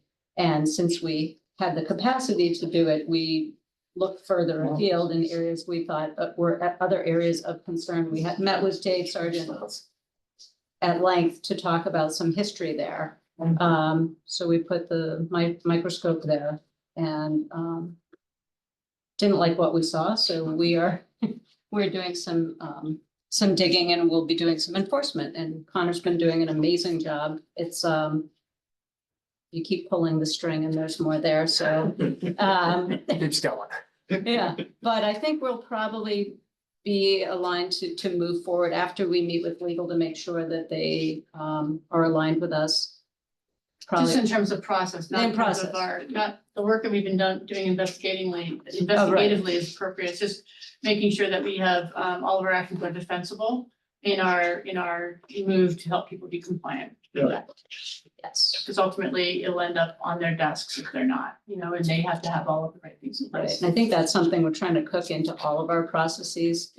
Young's Road is a very good example, is to just make sure that every piece of work that we're doing is appropriately recorded and built upon actions so that if and when we end up needing legal's assistance, they have everything they need from us. We haven't missed any step. If I might just throw in something that might help or might not. In the past, bringing people to court on regulations with septic, judges are kind of wishy-washy on that. So we always threw in laws like the nuisance law, because judges are more used to dealing with laws than regulations. Yeah. So we had that as a main component of, requirement because Yeah. of the comfortability of judges. Absolutely, good point. And lastly on that, the DNA beach monitoring of Good Harbor Creek continues right through the winter, and Dominique was so gracious and came with me and held the Yeah, I bottles. stand on the Oh, stand. gee. She Gabby stands on the has front, yeah, she, in case I need to be rescued. I was a lifeguard, so Oh, I God, can love do you. it. I had a shorty on You're a last lifeguard time. as well? I was a lifeguard, yeah, for years. No, okay. So was I. You're Summer safe, job man. for. Or she would just kind of wave me, All of us are lifeguards. Yeah. But Still am this- technically. I think June marks a year that we'll have been conducting DNA tests there, so, we have a good bit of data. No, you've been reported on what we found so far, and Sorry if there's anything new. there are some new things, but we actually believe that there may be some collection error, and so I'm gonna be going out again. To All right, redo it. I'll just confess. So- Okay, So I'm on the opening up the vial and stuck my finger inside of the cap. Oh. And so it's coming back human and I'm like, no, I'm not, I should wear rubber gloves and not, contaminate. And Gabby is like, well, unless there's bad things on your finger, that shouldn't really affect the results. So we're just gonna try it one more time with Right. I'm gonna be wearing rubber gloves on the stand when I open the vial. but the So we can anomaly, validate the data. and correct, we just understand. we need to check, but But these, don't transfer these. when you put on the gloves. Right, Yeah. exactly. This These is in very the sterile. wintertime. In the wintertime, and the samples were in both of these situations on incoming tides, not outgoing Yes. tides. So it's really like open ocean coming in. Well, not open ocean, because it Okay. comes around, like if you know the currents, it comes around the bend. Right, Yeah. but I'm It's really connected to the Hudson's concerns that Cross. up the stream, up into Yeah, the very- estuaries. It's not related to the estuaries. So anyway, that's all I have on that. If anybody has any questions, thank you for, I just couldn't say it. for Always passing up. transparency. I didn't want to call you out at all. Yeah, Does anyone have any questions on that? No. yeah, and how dumb is Dominique? But Dave, thank you so much for the history and background around Niles and what to look at. So much to look at up there. I'm so glad that this is finally being, Yeah. looked at because I have nightmares. Okay, well. Hopefully we can help with that. Yeah. And just so you know, once we finish the very specific Niles work, it will start expanding. I've been meeting with the engineering crew and talking to wastewater treatment about the impact if we try to go citywide to, because each of these letters have deliverable dates, like 30 days to do So something. do people understand that a major issue is that people are not pumping out systems when they ought to. Correct, or So maintaining an O and M. if we- Yeah, If we forced everybody to do it as per schedule, we might overwhelm the wastewater treatment. right. That's true. Or the trickle down of those people, the haulers that need to be billed, or, there's many hands involved, so we're just making sure that our actions aren't impacting them too much. But we're being thoughtful about it, and we will be attending to it shortly. Really quickly, can Connor give 30 seconds on the communication stream that we're gonna be doing? Sure, if you'd like. Do you want to do that? Yeah, You mean in like the terms of, Yeah, like what's What- happening, letter one. yeah, so letter Yeah. one is a general, this is the situation that is happening and at hand. Here's some information, here are resources, here are the deliverable dates, please have this done by this date. Here's the contact information. Letter two is you have not responded to letter one. This is not this is not a one and done, we're going to keep sending letters. If it gets to letter three is a summons before the Board of Health. Please respond by this and this date, with, you are either getting a Title V pump out, et cetera. Letter three is a summons to the Board of Health. So they'll come before you guys and state their case as to why they feel it is unright for them to have to comply with what we're asking them to do. And if they do not do that, then they will be hearing from legal. So legal will be giving them a summons of sort of, hey, you guys have not complied with, in order from the Board of Health, because of this, we are going to impose fines or whatever structure No, they these see guys fit. do fines, so you guys will impose the fines, and then legal will enforce the fines, but also be able to take them to Take them to court. to court, right, to insist that they have this work done. Right. Yeah, so for the first wave of letters so there's two main parts of the Niles project. It's the inner circle, the ones right across the stream, interfacing with wetlands the most. And when all said and done, when we have some more updated records, there's going to be 29 letters going out in that first blast. And then outside there's, 70, 80 that need a little bit of a closer look, but those will be more just pump out maintenance. But that inner circle of 29 letters is the people that we're most concerned about based on, a scale of severeness of, proximity to wetlands, interfacing with streams. If the wetland that they're interfacing with is also connected to the stream, if that could be trickling down, age of system pre-1995, when looser regulations. So there isn't just you guys being targeted for whatever reason it is. There is a set in stone metric that we are assessing people's vulnerability levels by, and that is why you're receiving these letters. Like a ranking. Yeah, Okay. what's important to note is that of these 100+ properties, 120 Mhm. approximate, none of them have been complying with maintaining their system. None. That's who we're targeting, not just the people that, there are a few that There's have probably actually, some reason why they don't want people looking.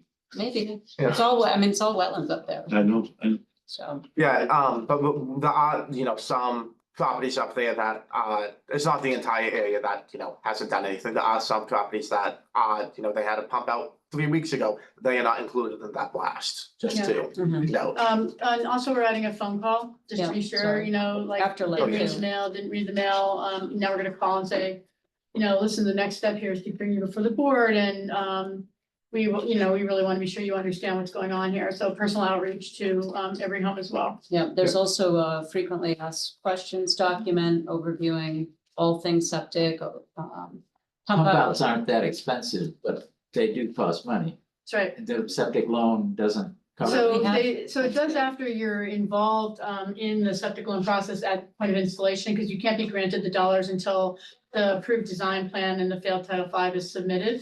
However, one of the things that benefited us when we met with the treasurer was we talked about, that, this is cost here and there could be some financial considerations. And so he was gonna look into whether or not we could have sort of a mini Title V loan, right? So that if there was an incident where people didn't have the dollars, let's, be supportive of that work.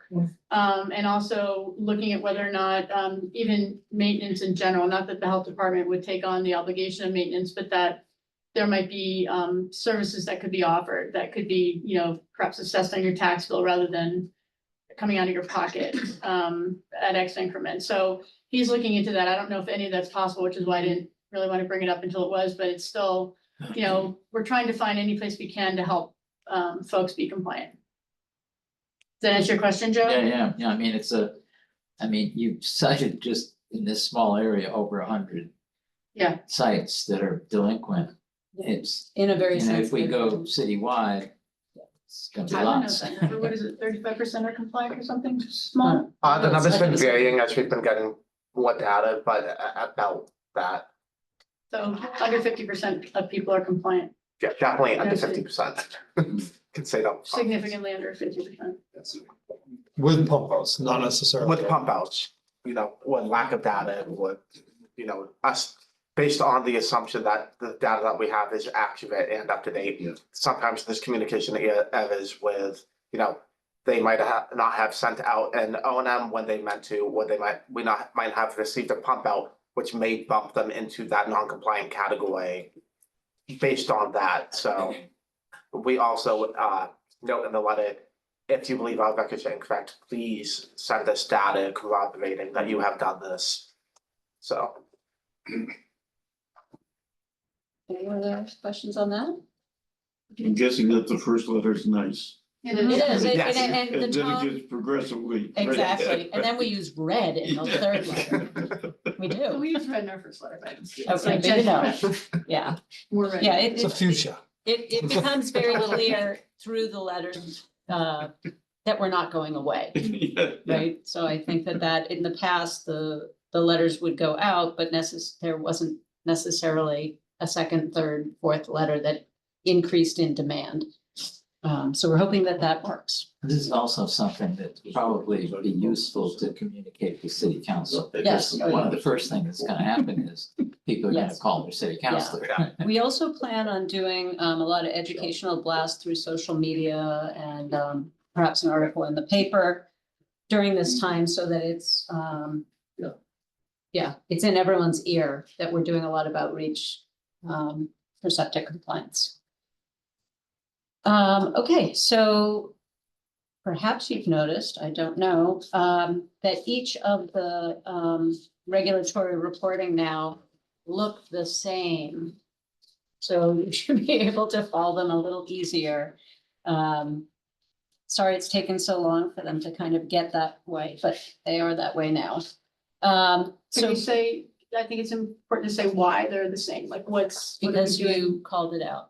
Huh? No. Because I called it out. I'm just joking. Why? No. No, I did insist on it, but it's an Yeah, attempt it's- for us to understand our volumes managed.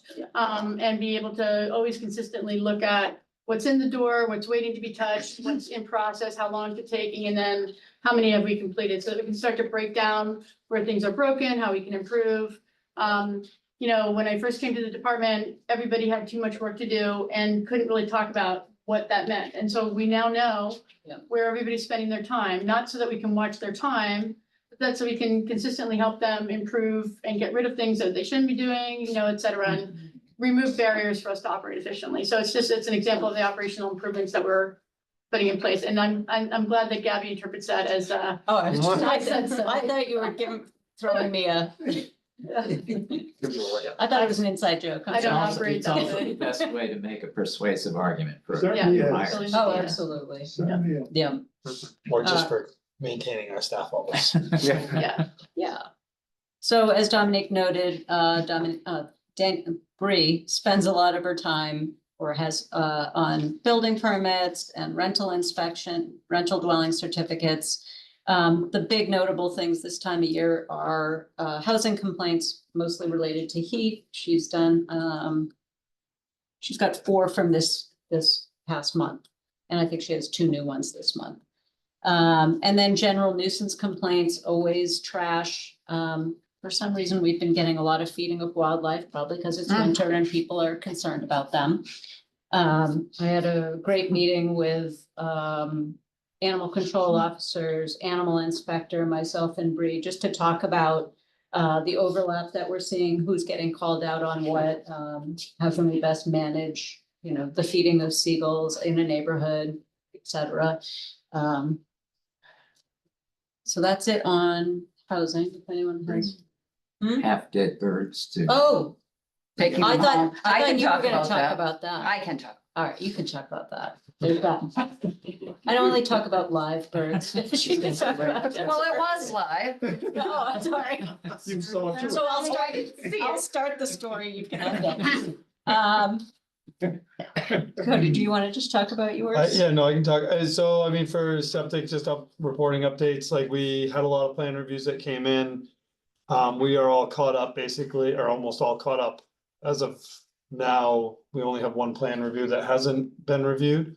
And so of the 12 that we had kind of submitted in the last 2 months or so, so we're almost caught up. We have another hearing next week. And then after that, we should have a kind of a normal load kind of coming in. You getting any Um, feedback from the engineers, the designers? Yeah, I mean, some of the designers have been responsive to our new variance forms. They don't generally push back too much on things that we feel our department or that need to be addressed, I guess, basically. Yeah. And so I'm not seeing the same mistakes made over and over again on certain things, and so that's nice. Where we've certainly seen that before, and so in general, the designers in our area have been pretty responsive. So and we've been getting things turned around a lot faster than they've ever had. We are this week, Joe, or Chairman, sending out the septic regs to all the designers and to you all again for final read before and last round of edits before we hold a hearing, and I should have had that in my update, I apologize. That's all right, we can add it. So yeah, so we're trying to get it on front of basically the board in April with our notifications to the paper and everything else. And so we're gonna send that back out, hopefully with the time frame of everyone has like basically 2 weeks, including designers to give us feedback. And Like legal, open comments kind of thing. like open comments, yeah. Burdensome to you, is this good or bad? Just anything that we need to see to fix that. And so the plan is, set that 2 weeks. Everyone has that time frame to work. Legal will either get that at the same time or they're gonna get it potentially after Yeah, that. hopefully this will all go out tomorrow. And then we'll have our notification in the paper. That has to be 2 weeks before that meeting. And so I don't think we can really effectively do all that before March. So that's why I think, I'd actually like to raise up that we might hold a special hearing for this rather than try and cook it into a schedule. yeah, Because I think there are gonna be people with opinions and, obviously when you have a hearing, you can listen and then you can decide, not in that hearing, you can decide if you need more time or if you want to make more changes or have us go back and address stuff. So, I don't want to, we'll be Gotcha. months out, I think, if we don't sort of attend to it. So I wanted to see if you all would be amenable to a special meeting to address the hearing for the septic regulation changes. Sure, fine by me. Other board members can comment as. Okay. Thank you. So that would be mid-March. Yeah, well, we are now mid-February, so end of February at its earliest. With those, So we have with a few that 10 weeks, yeah, day. so I'd say it would be, yeah. It's painful how long this is taking. I listened Killing to, me. good regulations. Dave. I listened to the first meeting where we were discussing the regs. And Dave in his wise words said. Quality or whatever, that we're gonna have to go slow because there's so much to chew on here. It'll probably take 6 months, and you might have been right by that. We might be hitting the 6-month mark. It may be the only time in my life I've been right. Just wanted to call it out.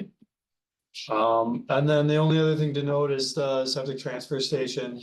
They have received their, I talked to one of the haulers on site today. I've emailed them. They haven't been like super forthcoming with updates, which is a little disappointing. But every time I reach out to them, they respond really fast. So they have received their containment devices, but given the weather, they are trying to line up cleaning the tanks out and then potentially installing those. I just found out that they received them today from kind of their local contact. And so I reached out to Fred, who's their site supervisor, and I said, hey, what's going on? I hear that these are here and we haven't heard anything about it. And so I haven't gotten an email back. But we do know that the payment at least is on site. And so they are working on a plan or a schedule to now get it installed that it's there. I think given the winter conditions, unfortunately, we're probably gonna still be looking at not having that site into full compliance until probably sometime in March, when the snow melts enough that they can move things around safely. And the worst thing to do is I don't want to install those containment devices on top of ice and snow, or we don't know potentially what's underneath it. And so I haven't heard much from them, but like I said, I reached out to them today. I mean, to say like, hey, you guys, like, let's at least tell me they're in and tell me you're working on it. Because I had to make a phone call and an email to make that happen. Are they also supposed to be providing pump out? Yeah, so they've provided pump tickets? out tickets that every time I request them, they have provided them. The first round that they provided wasn't on their SOP form. It was missing like a driver's name and a driver's signature. I said, please update your form, and they've then been using the one in their SOP form. But you have to still ask for them? There's Yeah, not- that's what. I have been asking for them, they haven't been providing them. And so I could put them on notice that, I don't know if whoever spelled out that they should be providing them once a I month, just think but it's a demonstration of managerial control, to use a term that we use in food inspection. It's like, the whole purpose of the SOP is that it's setting up the process for managerial control, and they're not necessarily demonstrating it, Cody, if you're hunting them down. right, so I have had to request and kind of reach out a little bit, which is, like I said, a little disappointing, but. Yeah, I would convey that to them as a Yeah. first step, that, the expectation is that these things are part of the routine, and that part of that routine is to provide them to the health Yeah. department. And then if that doesn't stir some action, you can get more aggressive. Right, I think we've been very tolerant and very supportive of Yeah, them, trying to exactly. help them be compliant, and it's, And this is not rockets, I mean, Right. how No, it's pretty difficult simple. is it to- I mean, they just take pictures of their forms down, send them over, so it's something that I think they can easily do. So. But it is a culture issue. Being passive aggressive. No, I wouldn't say passive aggressive, I would just say unresponsive. Yeah. Or not forthcoming. They're choosing. They're responsive when I reach out, they Because just are choosing not to No communicate, skin off their nose, I mean. so.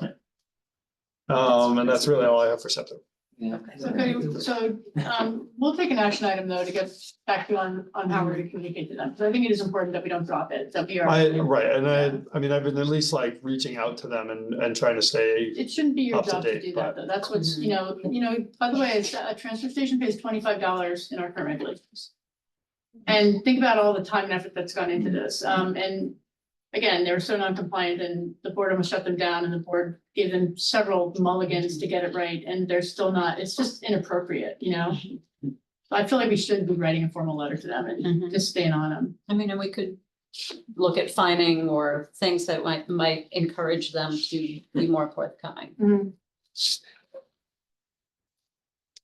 Okay, so. Again, it's like right next to the wetlands, right? It's like Yeah, it's- sitting right it's- there. It's yeah. like not a trivial thing if they ever have an issue. Yeah.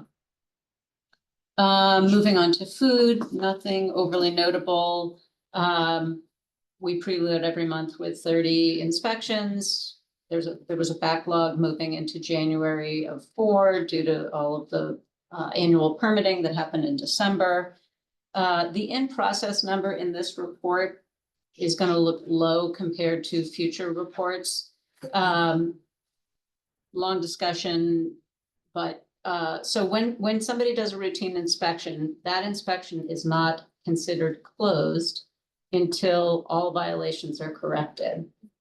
The way the food code works is some are immediate, some have 10 days, and some have 90 days. So on some of these inspections, they could sit open for 90 days on off that original inspection. So you'll start seeing this in-process number expand greatly, and that's what that is. It's not her backlog. The backlog is identified backlog. The in-process is waiting for them to correct off of their initial inspection. I think we noted that most inspections require at least one reinspection, sometimes 2 and 3, even off of the ones that are 10 days. You might have to go back multiple times. So it's very time consuming. And then that preload every month is another 30 on top of managing the ones that are all waiting, to finish. So she's doing a great job, but it's a beast. And then we have, let's see, well, currently we have 4, but as of this report, we had 2 new food establishment plan reviews in process. both of which we were waiting for additional documentation from them. There's a whole formal process of the full plan, all of the documentation and the application, and frequently we'll get some, but not all. So we have to request additional information before we can complete the plan review. And that's just a letter that states they can proceed to build out the restaurant that they are proposing, and then we go into the permitting of that facility and all the inspections related to that. There were, as we noted earlier, there were several foodborne illness complaints that happened in the month of January. So it's so great that you're here. And we work with Cindy and state EPIs. We do very comprehensive field inspections, routine inspections, plus completing a NERS report, which is this like 15-page document that you have to do, interviewing of the person in charge and the staff, of their knowledge of food, the languages they speak, etc. It's very, very lengthy and comprehensive. But I don't know if it's good news or not, but nothing came of any of the cases. We were not able to pinpoint. How do you find out about these cases? Somebody will call Yeah. usually and say, They call me sometimes they call you, or sometimes they call. Who, the person who's ill? Or Yes. the restaurant? No, no. always the restaurant. I mean, always the Restaurant would person. never call. They would never. Exactly. Well, also So the state- no. The state will also call. This- us. Well, that's how But- you would know. So I those I all got from people. Remember the people who went to like 3 places in one day? Yeah, And then we tracked it down to, we think that it might have happened in their house. It was like 10 people, but they went to 3 different establishments in one day, which wasn't fun for right, because we have to investigate every one of single them. one of them. And this is, so we take a 72-hour food history from each person, and then we try to connect the dots to figure out, based on the symptoms, what we might be looking at, and then we conduct inspections. So anyway, there was no smoking gun in any No. of these. One was a Campylobacter, Campylobacter. and then 2 were noro. Yeah. But we were unable to pinpoint what may have caused it. It may have been related to a restaurant, it may not have been related. There's really no way of knowing. It could have just been, and remember, this is the time frame around people visiting, the holidays. So people are doing a lot of socializing and eating and. And I things like try that. to tell people about, not using the same cutting board for your chicken that you use for your vegetables, and then, that kind of stuff. Because I said that's usually the way that it could happen at home. So, yeah, that was bad. We had a lot of interactions that month. We get to spend a lot of quality time together. I know. And then another thing of note is, there's a lot of folks who are looking to go into the food business, and they want to take over a facility that was once a food establishment. And what we've been finding is many of those facilities are extremely run down and lacking in the Not in basic. compliance. Not in compliance. So what we've been offering folks is courtesy walkthrough inspections of the prospective place they want to lease, and going through with them and the landlord or whoever wants to be part of it, pointing out the upgrades that would need to take place, so that they can negotiate appropriately on equipment, and, whether someplace has, the floors are paving in or whatever. So I think that people have been very, very responsive to that, and I think it's very time consuming for us, but I think in the end, it will pay off for all parties. So Dan, I've been spending a lot of time doing that. I think that's.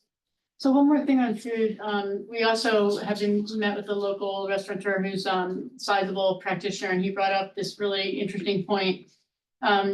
These new restaurants that are coming into town are, doing what they have to do to get compliant, which is very, very expensive. And those that are doing the right thing are also spending the money, continuously every year to replace and ensure that the systems are running as they should. And this restaurateur brought up the fact that, they're battling for the same seat that somebody who's not doing that can have much lower prices. And we hadn't really thought about that before. We've been thinking a lot about, there's a lot of folks in the city who are eking a living, you know, and let's make sure that we don't kind of put too much pressure on them. But this opposite perspective of those that are doing it right are being dinged a bit, and losing a seat because others can offer a lower price because they're not doing this work. So it's just something we really want to think about and, you know, really focus on, being sure we're bringing the education, in sort of rapid form to the restaurateurs. And we're trying to think about what kind of events we can hold, so that we can speed up, you know, everybody's ability to understand what's expected of them, and make clear that it's not, you know, if we're gonna insist that they be compliant, it's, you know, sort of how are they gonna be compliant? So, Derivation of septic review subcommittee. sorry, Held on the same model as septic review subcommittee. well, I mean, it's not, Quarterly, do it some, maybe, a meeting, say quarterly or. no, it's not, I'm not proposing that we have another subcommittee on this, although that's an interesting idea as well, but it's more about, us hearing a perspective from, you know, a restaurateur about the burden on those that are compliant. You know, because they literally have a higher price point Because because they're of doing. of operating the way a restaurant business is supposed to be operating. Yeah. And so those that are not compliant, you know, don't have that same burden and thus their prices can be lower. And they're stealing the customer, basically, you know, like lobster roll here costs this, a lobster roll there costs much less. And why is that? You know, when my refrigeration is great, my practices are in place, I have the right people on this floor to do the job. You know, that's higher cost of operation, which, you know, could turn into a higher cost of meal. And so that, you know, those that don't have that burden, which is required by law, right? are Bare minimum standards. is Bare what we're minimum talking about. standards, not even like what, you know, Yeah. full view, full vision, but those that aren't actually have a lower cost of operation, and can offer a lower price point and thus have more customers. So it's sort of, you know, uneven, and not a good Right, way. and so the starting point for addressing that from my perspective, having thought about it for all of 5 minutes, is that the mom and pop place that's perhaps cutting corners, whatever, at least be moving in the direction of aspiring to be like the compliance, in compliance, yes, be like the guy next door that's charging more because he has to. And so you don't want them to have the attitude that, hey, I've been doing this for 20 years. This is the way it's always been done. The people down the street do it the same way. Leave me alone. We don't want to put up with that. Right, exactly. And, you know, how do we educate? How do we, you know, incent regulation? But how do we sort of make sure that we're really focused on bringing everybody to parity, you know, parity and not necessarily being more Right. concerned about the cost to do so. And having sort of a more strict timeline that those things would be addressed and not allowed to linger Languish, yeah. languish for periods of time. And so that's gonna result in more people being brought before you, where we'll say, you know, they're not taking the action they need to. Yeah. Because of course, the board can decide to shut down, the board can stop the business from operating. Yeah, and like I said, I would, my own personal, not speaking for the board, speaking for myself, I'm much more sympathetic to the person that says, hey, I hear what you're saying. And I'm gonna make a priority list of things to address from the most important to the least. You check it out and give me some help, and I'll try to start addressing. Even if they can't get to it for years, 2 years. Yeah, If they're making an effort, that's, Yeah. you know, I mean, so long as unless the we come up with reiteration another works, right? loan Well, system. I was gonna say, I need to add that our obligation when we sign off on permits and when we sign off on inspection reports is that we will comply with the state's mandate. Yeah. Mandated time for correction. Yeah. So what we're doing is is extending what the state has set as limits. So And- if I'm suggesting something that's not correct, Yeah, no, I don't just- do it. No, I understand. What I'm saying is that what we would do is bring, let's say it's 90 days to correct some structural issue in their building, and they can come to the board and say, I can't meet the 90 days. Can you give me 90 more days? But I will be compliant at the end of those 90 days.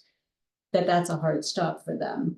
But while taking their individual situation and, you know, say like, I can't get a contractor to do the work for, you know, 2 more months. Or if it's not even a restaurateur's obligation, it's really the landlord's obligation, Exactly. right? That's And Right. starting to That's build a the relationship with the complication. landlords and helping them understand what if they're gonna be marketing a restaurant, that they know what that means, right? What's truth in Yeah, advertising no, there. that's a good point. So there's a lot of things we can do on that front, and it's, you know, it was really helpful to me with this restaurateur and like really get a perspective. I think it went We, very different than we thought. We thought he would have the opposite opinion, and Yeah. he was very strong in his opinion that it pretty was, much like if you can't be in the business, you should get that's out of what the he business. says. You have no business Yeah. being in this business if you can't run it to bare minimum, to the minimum standards. It was just really remarkable, like we thought, you know, that they would be like, no, this is a community of folks that are really trying hard and you need to like, but it was absolutely, you know, because compliant and understanding law and understanding what was required, so Mhm. it was really helpful for us to hear that voice. You want me to talk about Well- Deborah? Yes, Joe calls me. Cindy, you're next on the agenda. Okay, so on January 31st, after we had given our reports earlier, 2 women were on Niles Beach and they saw an eider duck struggling. So they picked it up and they put it in their car. Give it and some love. Gave it some love and then it died. So they did contact Gloucester's Animal Control and the officer contacted Massachusetts Department of Public Health, Animal Health, and everything was followed and the women were followed up with. But the one thing that I want to mention is that the H5N1 is usually, if it were H5N1, there would have been more than 1 duck in that area that would have been ill, because it is spread through their feces and through their respiratory system, either through direct contact or through food and water. So the animal was disposed of and there have been no more reports of eider ducks. But they Passing weren't away. checked either, because they took the animal away. That's right. Yeah. It was not checked. Yeah. And the practice is, basically, what the state says is more than 5. Yeah. Under 5, stick it in a bag, double bag it, toss it away. Yeah. The state is not even saying test all animals. They're just saying if you see groups more than 5. Yeah, and so the state has put out a clinical advisory early this February regarding H5N1, and they want to let people know that we have had no human cases that have been identified in Massachusetts thus far.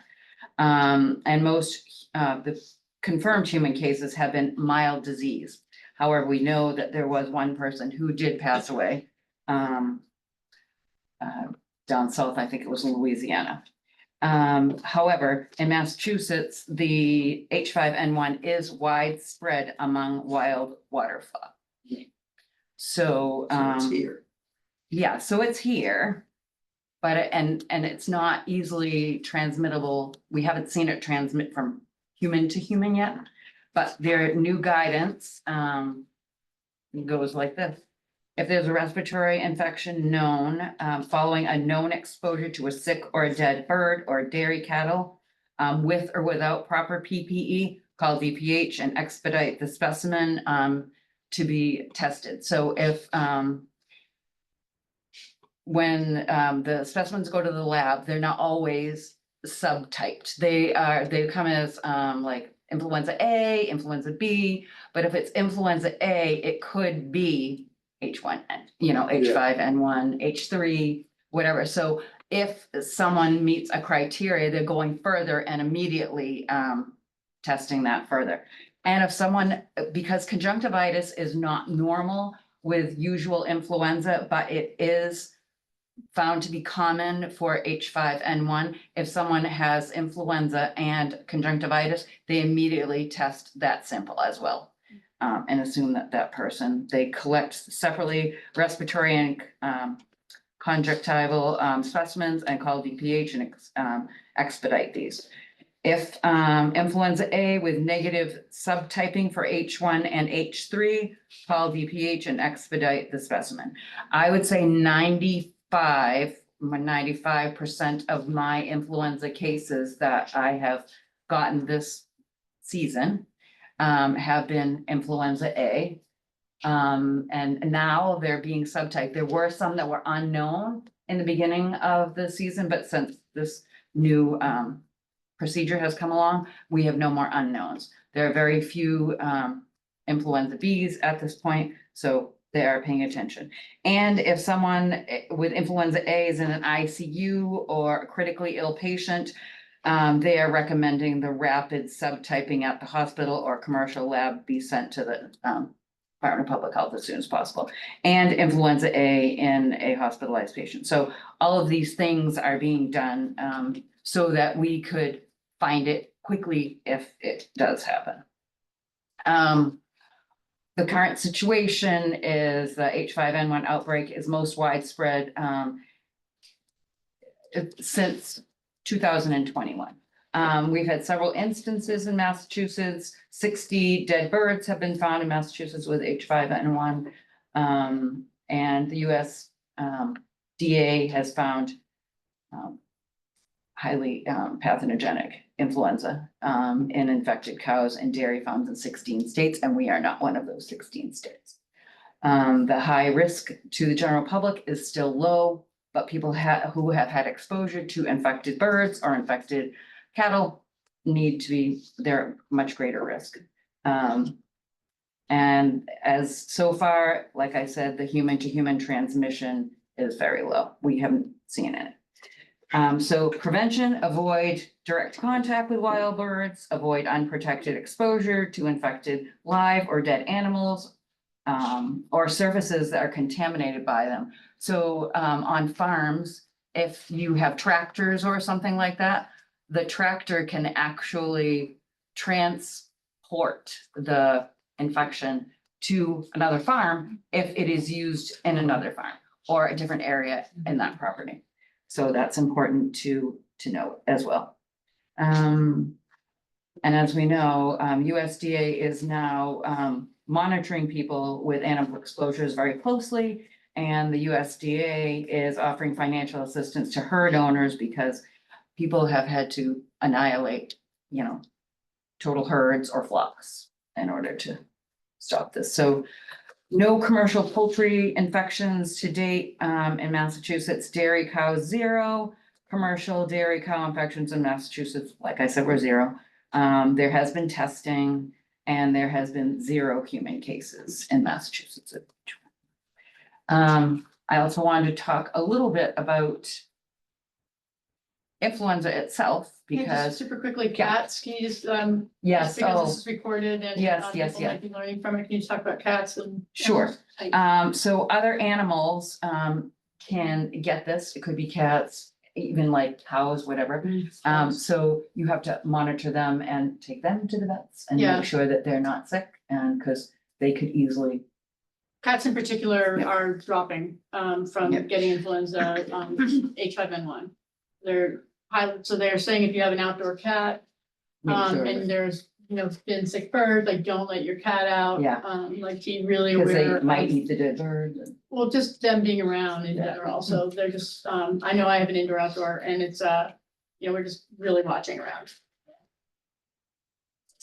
All right, so we definitely have one of the highest rates of seasonal flu in the past 5 years. And we haven't reached our peak yet. We are not unusual because the rest of the country is exactly the same. Approximately 10% of all ED visits were related to acute respiratory disease, 8% being flu, 1% being COVID, and 0.8% being RSV. And if we look at Massachusetts, 6.8% of the people that were hospitalized in the past, 1% were due to COVID in Massachusetts, 7.9 due to influenza, and 0.4 to RSV. So we're right on par with the rest of the country. And then the fact that people are not immunizing is pretty sad because it is proven that 82% of all adults that get the vaccine will avoid being hospitalized from it, and 41% of children who receive it. And it looks like right now across the country, only 45% of adults have been vaccinated and 45.7% of children have been vaccinated. How's it doing in Gloucester? We're not very, we're lower than that. 35%. Yeah, we're lower than that. 35% Yeah. of Gloucester Yeah. people have been vaccinated. So, I mean, I've offered it, I tell people they can come to my office, I've had vaccine clinics umpteen times, like I had one a couple weeks ago. Country, I've been reading about. It is it is all over the country, Office. and I'm very concerned Yes. about So- what's gonna be happening now. So, We can only have candy. And it is a nasty. it is, it has been a nasty. A lot of folks have it in Gloucester right now. Yeah, So yeah. like, the Really other thing sick. is mask up if you have any. Exactly, and if you have any symptoms, please stay away from other people, stay home, but people are doing that. And mask up if you have to be outside. So. That's all I have. Yeah, you know, off the wall question. Symptoms that a cat would show that they're sick. I don't. I just know that they're Um, super susceptible to this one. Yeah, but I They've mean- helped out. Anybody to look for. I'm guessing.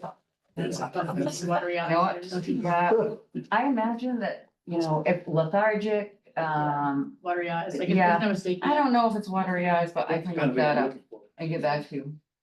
I'll do my own research, thank you. Yes. Another thing is, children, they've noticed, this is another thing that the state sent out as, just an FYI. That children with neurological conditions, have had a higher risk of becoming very sick with the flu. So the importance of vaccinating, you know, and it's not too late. So. Especially kids who have had, neurological issues in the past. And those could include like, spinal cord injuries, CP, epilepsy, stroke, intellectual disabilities like, developmental delays, muscular dystrophy, and spinal cord injury. So all of those children have had, much worse outcomes and illness. Cindy, what's up with frozen berries? Oh. I'm a big frozen berry eater. Do you want me to? You know, I have like lost all of that stuff because it's been 3 weeks since So I've even there's, been thinking about, yes, there was a recall on frozen berries. Yeah, so neurovirus and hepatitis A, have been linked to frozen berries. Yeah. I don't even have a copy of my old Like report. this? Yeah, sure. That way I Old can report. Oh, see you're what, like- see, all of this stuff to me is like 3 weeks old, so it's like. No, it's like gone last week, Well, right? no, People contaminated. Oh, no, because we postponed the. yeah, meeting. we, and so I gave my report on the 27th. I Yeah. submitted everything, so, yeah. So yes, there was, something about berries. Hold on a minute. It's under, yeah, Yeah. right there, right there. Where it Right says here? North Shore Oh, yeah. Mothers, yeah, Oh, it's down below it. oh, my God. Oh, and I did get another request for a visit, so I'm going to visit someone on Wednesday. And right now I'm in the midst of taking a course so I can become a certified lactation counselor. And I think that will come in very handy when I visit these new moms. Because the reason that most people stop nursing is they don't get support early on. And so I think that will be helpful. Yes. All right, the FDA. Oh, here it's the price. Here's the price area. Sorry. Hepatitis A, it's been in Massachusetts, not in Massachusetts, in the United States. Most recent outbreak occurred in 1990. Outbreaks tied to imported berries are still being reported, while no enteric virus outbreaks associated with domestic berries have been reported in 35 years. There have been reports of outbreaks linked to imported fresh and frozen berries. Contamination can be a result of lapses in food safety systems and prevention methods. So the key factor to consider in preventing outbreaks, including proper hygienic practice of field workers, management of sanitary facilities. Make sure you wash your fruits and vegetables, but when they're frozen Frozen. like that, that doesn't really It's not something that we would do, so Sounds like making pies is a good thing, cooking them, right, with your berries. cooking them, Yeah. exactly. And eating them. And After you cook them, yes. we'll probably not be getting very many vegetables from out of the country anymore anyway. Okay. Anything. I got nothing. Exactly, so I don't have to worry about that anymore. Homesteading Right is along. not future. Yeah. There's also a canned tuna fish recall, Oh, very extensive, potential botulinum. Because they, that's, It wasn't in Massachusetts yet. well, they haven't detected any botulinum yet, I just saw it on the map showed it. but Trader Joe's and Right. Yeah, the store a brand. bunch of other places there. And what we do when we get these is Danielle posts them and promotes them. So Yeah. we're trying to get the word out as best we can. DOT.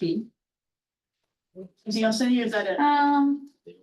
no, except that I have been offering more vaccines because, I found out that more older people have not had the, pneumococcal vaccine, so Just I, got one. oh, I'm gonna get mine when I find another nurse to give it to me. I already gave the second one. Yes, you can, oh, yours is, your shingles? Okay, well, you can I'll get be the happy to give pneumococcal you- one too. I'll be happy to give it to you. Oh, yes, if I had it with me. It's back at my office. Refrigerated appropriately. Yes, appropriately refrigerated. Yes, I just had to do my re-enrollment today. So that's all done, and Danielle and I had to take the course again. So good. Yeah. Makes me happy. So that's all done. And I mean, we haven't had huge, I don't know, people, we haven't had a lot of people coming out for vaccines, like you said, it's all over the country. Yeah. It's gonna. Is there a safe course lined up pending? ServSafe is now done primarily online. It's, people don't go to actual places anymore. It's all, this was sort of one of the good things that happened out of Oh. COVID is that it became highly accessible online. So I can get re-upped online? Yeah, Good. Yeah. It's time for, oh, good. Yeah, I like, we've not heard from, we required it as part of permitting. Yeah. So they have to submit their current ServSafe. We've not heard one person say, I haven't been able to find a class or in okay, a language that I need, because you Great. can also through Mass Restaurant Association, you can take it in Spanish, you can take it. Yeah. They're more limited in Portuguese in case you want to take it in another language. You can probably take it in. I might do So, better. Chairman, we still have I prevention know, team. Chelsea's been, Cindy, you're, I'm done. I'm just looking up the symptoms for the Chelsea's cat. been Thank patiently you. waiting silently. You have an opportunity. So a Hi. cat that, oh, No, finish Cindy. I have a cat, so I want to hear. okay, so, decreased energy, lethargy, listlessness, and depression, and loss of appetite, and a fever. A Depression. fever. Depression. Yeah. Depression. How can you tell? Yes. That your cat's Eyes, I depressed? don't Yes. Oh, yeah. Feel like The attitude. person. You can. You could. Heavy Absolutely. sighs. More ornery than. And they may have difficulty breathing, Okay, yeah, Those are. Oh, thank you. Depression. Yes. okay, All right, Chelsea. take it away. All right. Hello, all. I might be echoing. I'm in Willowwood Community Center right now because we are holding a movie night downstairs for the kids, which has been really fun. So that's why I'm zooming in. We have been busy the past month or so. Again, focusing on creating connections among youth and families to foster a sense of community belonging as a protective factor against substance use and mental health disorders. So we've been trying to accomplish that in several different ways, one of which includes events and programs at Gloucester Housing Authority communities. We also are hosting a series of workshops in partnership with Cape Ann Art Haven and the Community Impact Unit at each of the elementary schools and the middle school in Gloucester to connect with youth and provide them an opportunity to participate in a free event where they can connect with each other. And so that we've had our first one, and we had one at East Vets. It was wonderful. And we have another one coming up next week at Plum Cove. Not only will we hope it will benefit the kids who participate in the program, but we also are using the artwork that the kids create to create a collective communal art project that can be displayed in a public place, so that other kids and families can also view it and find some connection to what other kids are expressing in themselves as well. So we're really excited and very grateful for those partnerships. Sorry, I think my colleague I think David Tucker is trying to get me. So I see the door moving. We have finished our Trusted Adult video, which is now live on our Regional Youth Prevention Network website. That's a compilation of interviews with youth from across the 7 communities in our region, talking about the qualities that are important to them in a trusted adult. So we're very proud of that, and there will be a press release going out soon, so keep your eye out for that. And sorry, I'm switching my page, kind of as a, I don't know, I guess like parallel project or a project that really fosters our emphasis on the importance of trusted adults in young people's lives.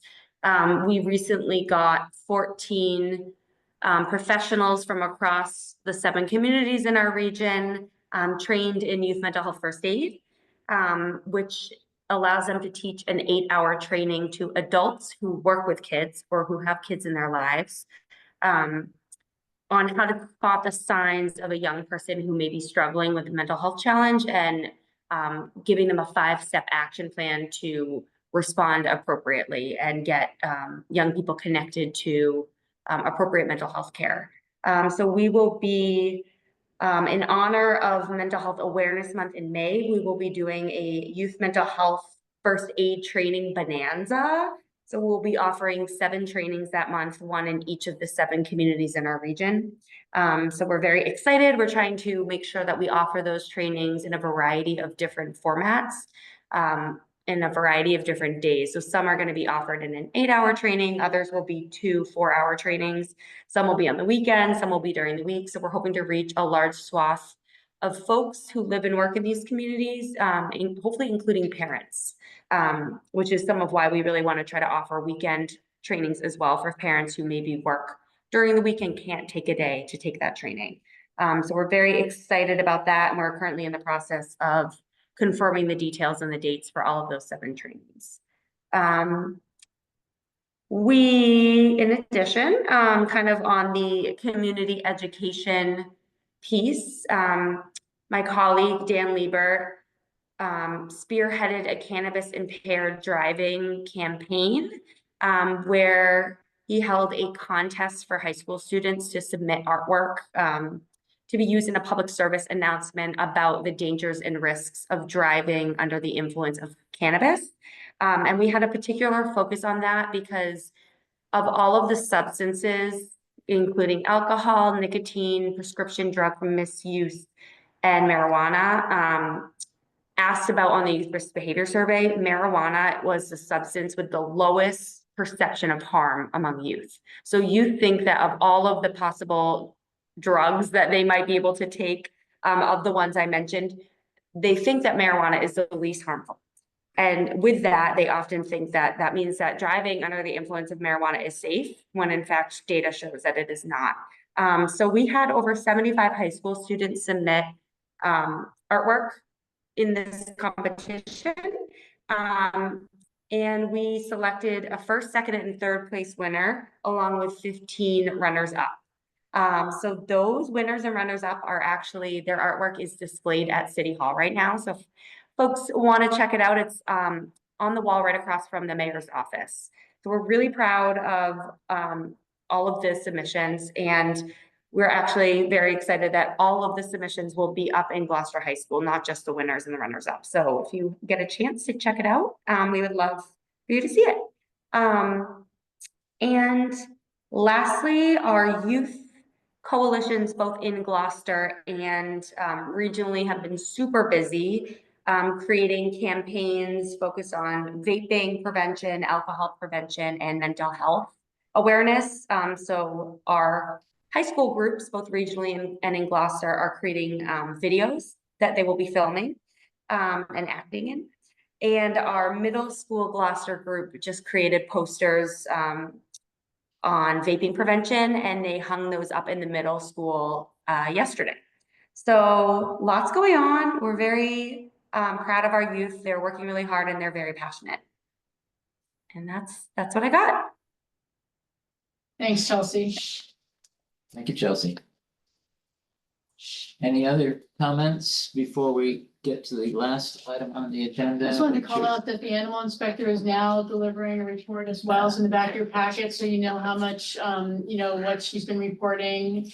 As well, so there's nothing remarkable, but just so that we're aware that data is now in your report as well.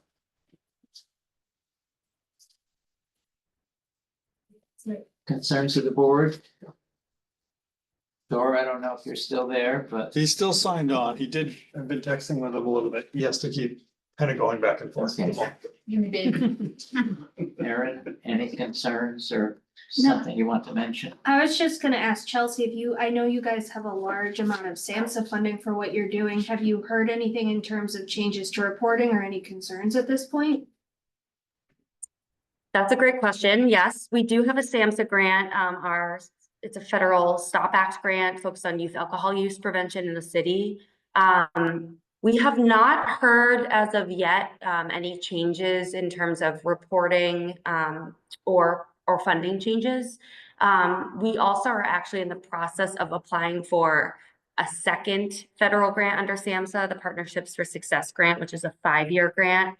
I did actually call the contact person for that grant last week at SAMHSA to inquire if there had been any changes. And was told no, and if there were, they would let us know. But we're moving forward as planned until we're told otherwise. So we're definitely keeping a very close watch on any notices that come out regarding federal dollars, but hoping for the best. On that note, one of the grants that the prevention team has had has ended in December. And with it came funding for the majority of Dan Liebert's salary. And while we were finding other places for him to be funded, he's actually decided to take this moment to go finish writing his really interesting book that he's been working on for several years. It sort of got tabled while he was working with us. Not at all connected to youth prevention, but instead religious extremism and the impact on that.